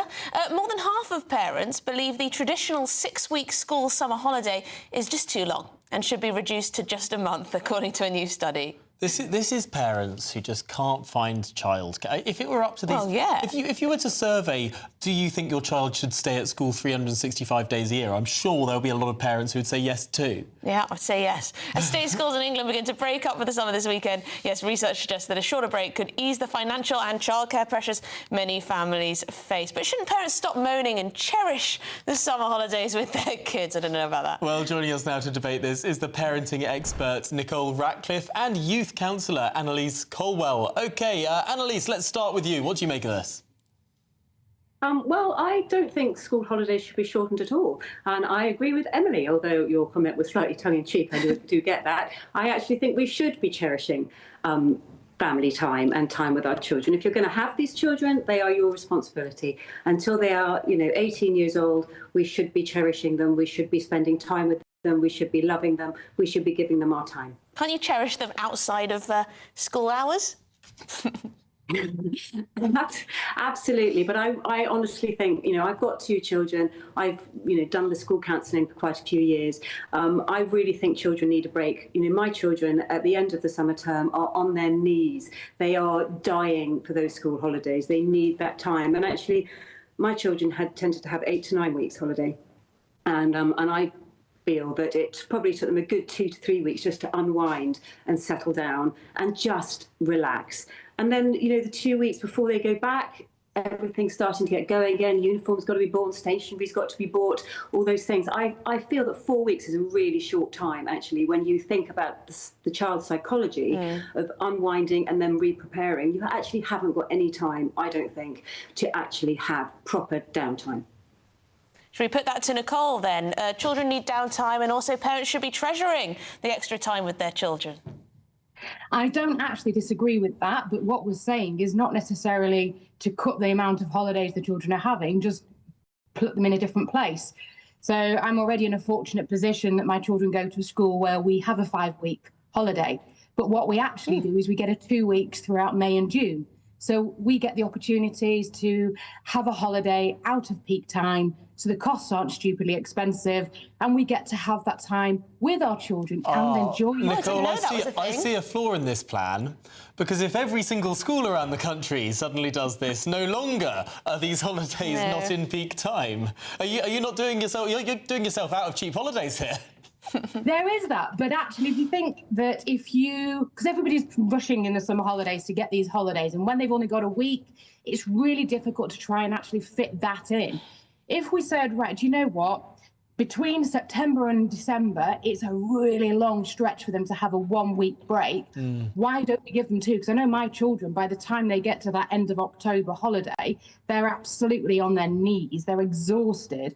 So why don't we put that week there like they do in some high schools? Some of the high schools do 2 weeks in October, and obviously they keep the summer holidays a bit shorter.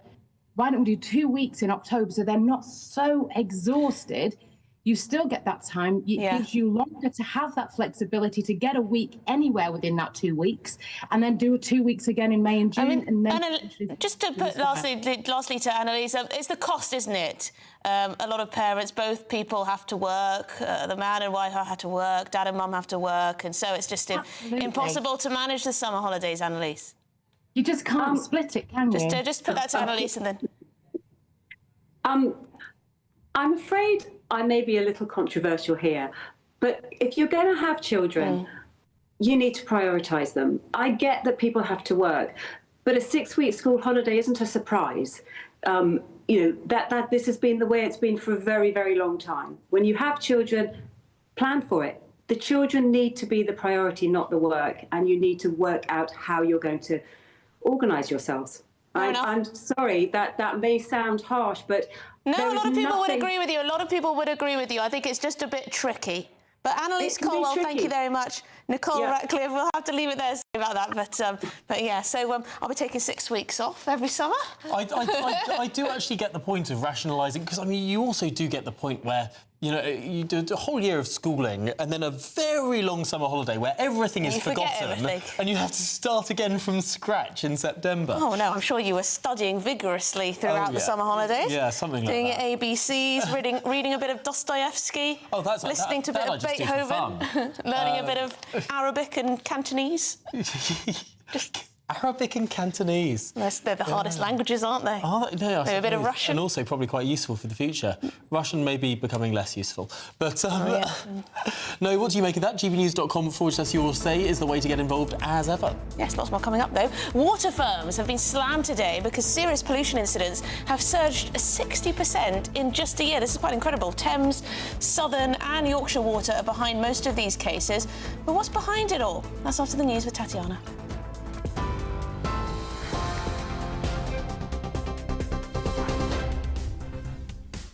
Emily, thank you. The headlines at 2:30. More than 23,000 small boat migrants have crossed the English Channel this year, as hundreds more make the crossing this morning. People smuggling gangs have taken advantage of thick fog in the English Channel today to launch multiple small boats towards UK waters. 2 arrests have been made at anti-immigration protests overnight at a hotel in Epping.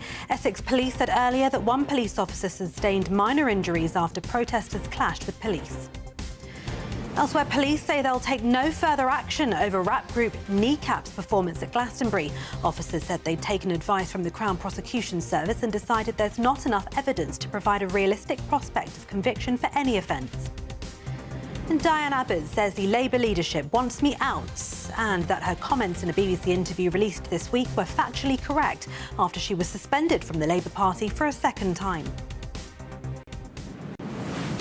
Those are the latest headlines for now. More news from me at the top of the hour. For the very latest GB News direct to your smartphone, sign up to News Alerts by scanning the QR code or go to gbnews.com/alerts.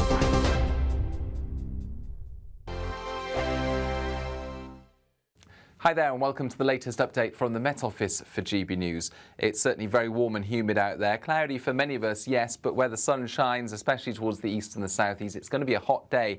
And then as that heat and humidity builds through the day with low pressure moving into the northwest, we're likely to see some very lively thunderstorms developing in places later on. But for the time being, it's scattered moderate to heavy showers we're expecting across western Scotland and Northern Ireland, some bright spells in between, and a weather front moving into the east of Scotland as well as northwest England and through parts of Wales and the southwest will bring a lot of cloud and some spots of rain. But ahead of that front, we've got the heat and humidity building, 30 to 32 Celsius from London to the Wash. And the sunshine feeling very hot indeed during the rest of the afternoon, but that helping to spark some very lively showers anywhere from Lincolnshire to Yorkshire and the far northeast of England. Frequent lightning, large rainfall totals in a short space of time, as well as large hail.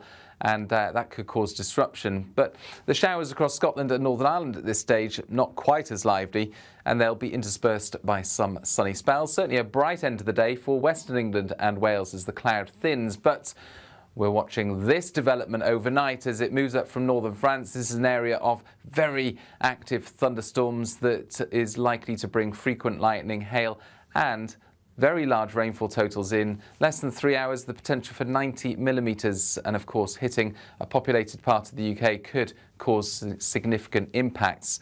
So that's the main feature to watch overnight. Elsewhere across the UK, it's a muggy night wherever you are, with temperatures holding up in the mid to high teens. And then as we start off the weekend, that area of thundery rain moves into northern England, southern and eastern Scotland, followed by further thunderstorms and heavy showers. It turns breezy in the southwest, but it's a little cooler across the board.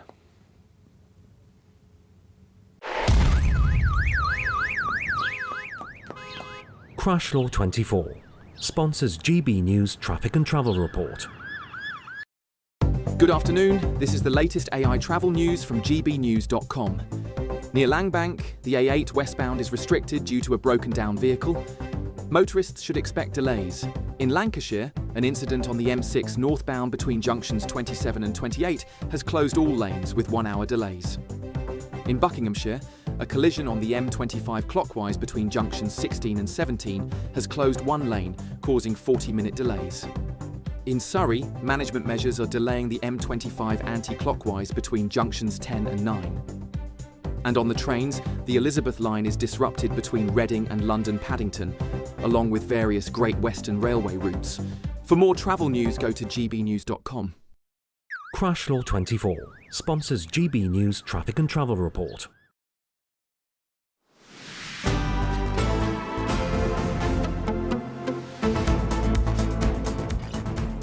Good afternoon, Britain. It is now 20 to 3, and the Environment Agency has reported a 60% increase in serious water pollution incidents in England this year, with Thames Water, Southern Water and Yorkshire Water responsible for 80% of those cases. Yes, the agency criticised all these 9 water and wastewater firms for consistently poor performance. Now, this report coincides with MPs' recent calls for a complete overhaul of the regulatory system governing water companies. Well, GB News reporter Anna Riley tells us more. Number of most serious water pollution incidents rose by 60% last year. That's according to data covering England, with 3 companies responsible for the bulk of them. The Environment Agency said that more than 80% of the 75 instances were the responsibility of Thames Water, Southern Water and Yorkshire Water. But the body added that it had found consistently poor performance across all 9 wastewater firms in the country, a similar summary to that of 2023. According to the report, reasons behind the 2024 results include persistent underinvestment in new infrastructure, poor asset management and reduced resilience due to impacts of climate change. Now, this data was released as a committee of MPs called for regulation of water companies to face a complete overhaul amid lack of public trust and anger over surging bills to pay for long overdue infrastructure improvements. Now, earlier we spoke to the Water Minister, Emma Hardy, about this report, and this is what she told us. Well, it's a complete disgrace what's happened, and people have every right to be furious about it. I'm furious about what's happened, and we've seen it particularly from 3 of the water companies. And it is clear that regulation isn't working effectively, but we've put in those building blocks to try and change things. When we came into government, we introduced the Water Special Measures Act, which has banned unfair bonuses. So some of those polluting water buses have not been getting bonuses this time because of the levels of pollution that we've seen. But we've also managed to get £104 billion of investment into the sector, because fundamentally, if we want to stop pollution, we need to invest in improving the infrastructure, which has been left to just fall apart over the last 14 years.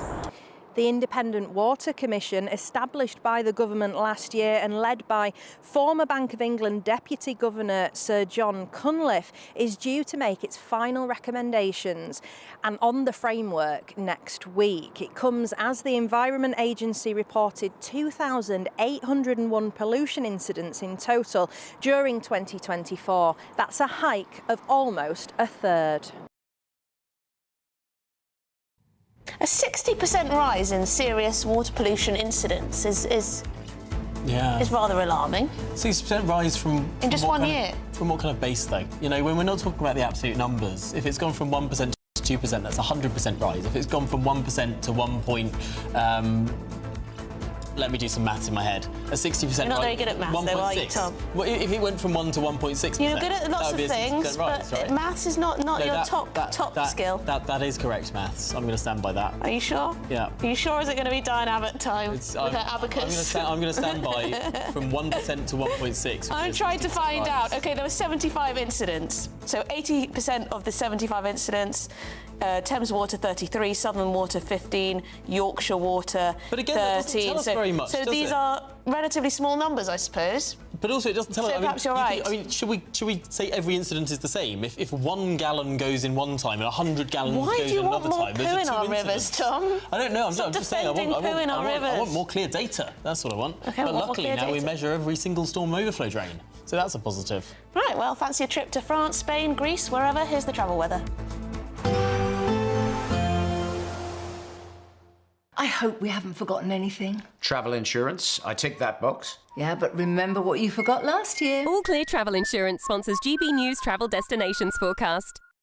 Lots of blue skies and strong hot sunshine around the Mediterranean at the moment. There's going to be a bit of a breeze blowing, however, this weekend, especially for Crete and Cyprus. Maybe 1 or 2 showers inland across Turkey, but again, most of the coast's dry and sunny. Same goes for Italy and much of southern Spain, along with the Balearics and the Canaries. Also set fair. Temperatures in Tenerife close to 30 Celsius. We'll have highs here of 29 for the next few days and similar temperatures in Barcelona. All Clear Travel Insurance sponsors GB News Travel Destinations Forecast. Well, this is Good Afternoon Britain on GB News. Now, coming up, a Coldplay concert turns awkward as a mortified couple are called out for allegedly cheating by Coldplay's very own Chris Martin.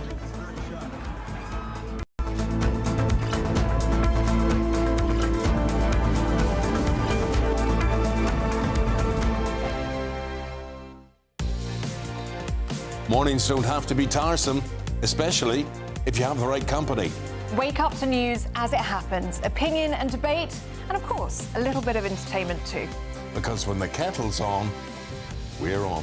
That's Breakfast on GB News, a show worth waking up for. Every morning from 6 a.m. Only on the People's Channel, Britain's news channel. We'll spread the news, you spread the word. From the school run to the home run, watch a new show for all of Britain. He can say whatever he wants. A straight-talking show where all voices are heard. And, you know, when are we going to stop talking about smashing the gangs and actually do it? With the stories that matter from every part of our country. There's a bit of a crash landing there for your Chancellor. Bold, fearless and standing up for you. That's me, Martin Daubney, 3 p.m. till 6 p.m, weekdays, here only on GB News. The People's Channel, Britain's news channel. Westminster's full of talk, but out here, it's the real world. Am I allowed to talk No, now? that's it. This is where it matters, real people and real lives. That's what politics is all about. The fact has Trump made a good start? No. Straight answers, no spin, and just a couple of pints. How many fingers have I got up? About 10. So join me for Lee Anderson's Real World every Friday at 7 p.m, only on GB News. The People's Channel, Britain's news channel. You want to know what's really going on in the corridors of power? Labour don't know what to do with you half the time, and that makes you quite lethal in the chamber. Get behind the headlines with Chopper's Political Podcast. Join me, Christopher Hope, as I sit down with the great and the good of British politics. We'll see where this ruling takes us. These are the stories shaping our nation. Chopper's Political Podcast, available now on all platforms. Listen in and stay ahead. At GB News, we love to hear from you, our loyal community. So drop us a line at gbnews.com/yoursay. There you can talk to each other and also to the presenters live on air. gbnews.com/yoursay, because GB News is your channel, Britain's news channel. Join me, Nana Akweer, for an informative, interactive news programme with a difference. It's fun. Oh, no, he didn't say that, though. I'm so surprised. I think there's an element of truth to that. Join me from 3 p.m. every weekend, only on GB News, Britain's news channel. In the GB Newsroom, we bring you the news as it happens. With our team of dedicated journalists across the UK. We're ready to keep you up to date with what's happening every half an hour, every single day. Bulletins here on GB News. The People's Channel. Britain's news channel.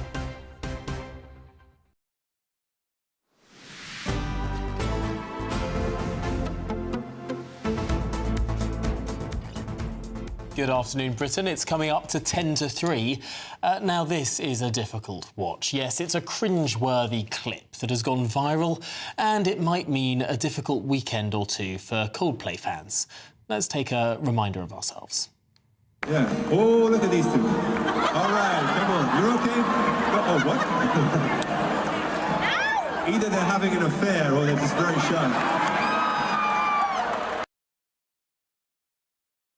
This clip apparently shows the astronomer CEO Andy Byron and his alleged mistress, who also happens to be his HR chief, Kristen Cabot, cuddling up at the concert in Boston, Massachusetts. Well, the two were caught unaware on the kiss cam at the gig, with the Coldplay frontman Chris Martin announcing either they're having an affair or they're very shy. Oh, he stuck his foot in it, didn't he? They could obviously just be very, very shy. But in either case, I think they did exactly the wrong thing. Don't cheat, lads. No, but if you are, and you appear on Kiss Cam, the one way that you can make sure that this is a viral event and draw attention to yourself from media across the world is to duck out of the camera. So and go on, what should they have done? Just stayed cuddling. So you're giving me a nice little cuddle. If they'd have just stayed cuddling, the camera would have moved on. Yeah, no one would have possibly. filmed it, no one would have posted it on social media, and they wouldn't have had this absolute nightmare that the last 24 maybe hours maybe no one would have ever seen it. Just totally boring, yeah. Yeah, but did you see the woman in the corner of the screen, though, who was clearly with them and just going... head in the hand. I mean, It is nail-biting. I do wish them well. Anyway, there have been some funny memes from the incident. Yes. Here they're compared to the couple are compared to Rose and Jack on the Titanic. Who did it better? Who did it better? Who did it better? That's the moment before disaster struck, right? You can see the joy in their eyes before they realise they're actually on camera. I love that film, Titanic. But yes, they are very much in the same sort of back cuddle position. Well, shall we move on to the next one? Because someone pokes fun at the person filming the incident here. Right, so this is Leonardo DiCaprio behind the camera. Oh, it's the classic face. What does it say? Coldplay's cameraman is a gent. I think that's what it says with it's a gem with a crying emoji. Yeah, I mean, they could have moved the camera off, but they just stayed there. But what about the next company meeting? Oh, dear. Oh, no. Oh, dear. So, next board meeting at the Astronomer. So, the Astronomer is the company, apparently, that these two work for. And the guy is the CEO of. I mean, this is a really difficult situation for all involved. But let's not overinterpret it. Maybe they're just very good friends. Yeah. We always have cuddles together at concerts, don't we? Yeah, don't tell Patrick. I don't. Yeah, no, I tell him, all open, all transparent, yeah. No, it's, but this is the thing, right? I mean, he could have got away with this. This is the most disastrous thing of it all. Maybe it's not. No, sorry. The most disastrous thing of it all is not. Where's your moral radar? I should somewhere in there. I should reassess. No, I think what we don't what know made if they were cheating. This is all alleged. We don't know if they were cheating. I mean, they could have just been having a moment together. That could be all it was. They were just embarrassed. But it's clearly an absolute nightmare for both of them. And actually, I mean, the reaction is going to be far more than anyone else in the same situation would get. I do slightly feel sorry for this. I do sometimes feel when people are sprung into the media limelight, for good or bad, it must be rather overwhelming. Yeah. I mean, you just got to bury your head in the sand for a while, don't you? I imagine. I feel just as bad for sometimes. So there's a singer, Charlie XCX, who has a dance cam at her concerts, because there's a specific dance to one of her songs. Is it the apple? It's the apple. It's that, right? And you have to move your hands quite quickly. You know the dance. I know the dance. But sometimes at concerts, people don't know the dance, and they are just so embarrassed because the camera goes on them and they don't know the viral moves. They should learn the dance before they go to the concert. I don't think that's an acceptable way to run a concert. Anyway, GB News have contacted astronomer for a reply, but have not yet had a response. Right, well, Martin's had to sit through that. Thanks for watching Good Afternoon Britain. Martin, what have you got on your show?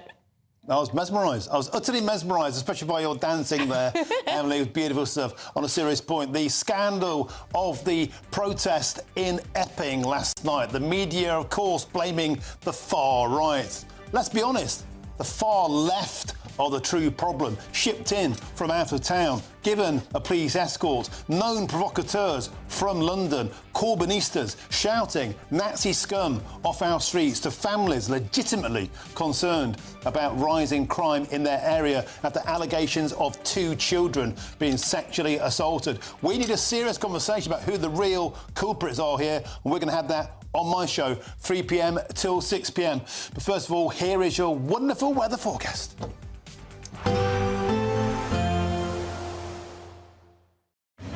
Even though we'll see a cloudy start, it'll be a bright outlook for the rest of the day. Boxed Solar, sponsors of weather on GB News. Hi there and welcome to the latest update from the Met Office for GB News. The rest of today will continue to feel humid with the heat building in the south and the east, but that may well spark off some torrential thunderstorms later on. It's a messy picture across the UK at the moment. We've got low pressure to the northwest, a weather front bringing an area of cloud and some showers into the north and the west. But ahead of it, remarkably hot across East Anglia as well as the southeast of England, temperatures into the low 30s, sparking some thunderstorms across northeast England initially, and then we're watching this development over northern France as it pushes north into southeast England during the early hours, and that could bring a month or even 2 months worth of rain in under 3 hours for parts of London and the southeast, hence the amber thunderstorm warning, which is valid from 4 a.m. until 11 a.m. And it's this area of thundery rain moving north, intense rainfall rates falling onto dry ground. Further west, muggy start to the day, but some sunny spells, although quite a few showers into the west, a fresher feel for northwestern parts of the UK. But we keep the high temperatures in the east and the southeast, although moderated, of course, by these outbreaks of rain that are increasingly spreading north across central and eastern parts of the UK. So many places will start off Saturday with heavy bouts of wet weather and some hail, lightning around as well. But the main focus for the heavy rain moves north as Saturday continues into southern and eastern Scotland by the end of the day. Where it's raining, of course, it's not going to feel particularly hot, but elsewhere we keep the humid feel. Where the sun does come through across central parts, it is going to feel very warm once again. Then heading into Saturday night, further spells of rain into the northeast. Another batch of wet weather and potential thunderstorms moves into the southwest along with brisk winds. It stays very showery into the start of next week. Expect a warm front, moving from the kitchen right through to the rest of the house. Boxed Boilers, sponsors of weather on GB News. £54,321 cash could be yours. Cash that you could spend however you like. It's like having an extra £1,000 each week for a whole year to play with. Someone is guaranteed to win this amazing amount of cash. So make sure that someone could be you. For another chance to win £54,321 cash, text cash to 63225. One entry costs £2.50 plus one standard network rate message. Or text bonus to 63225. 5 entries cost £5 plus one standard network rate message. Go to gbnews.com/win. Entries start at £2.50. Call 0903 686 3232. Calls cost £2.50 plus your network access charge. Or post your name and number to GB14 PO Box 8690 Derby DE1 9TT. UK only. Entrance must be 18 or over. Lines close at 4 p.m. on the 1st of August.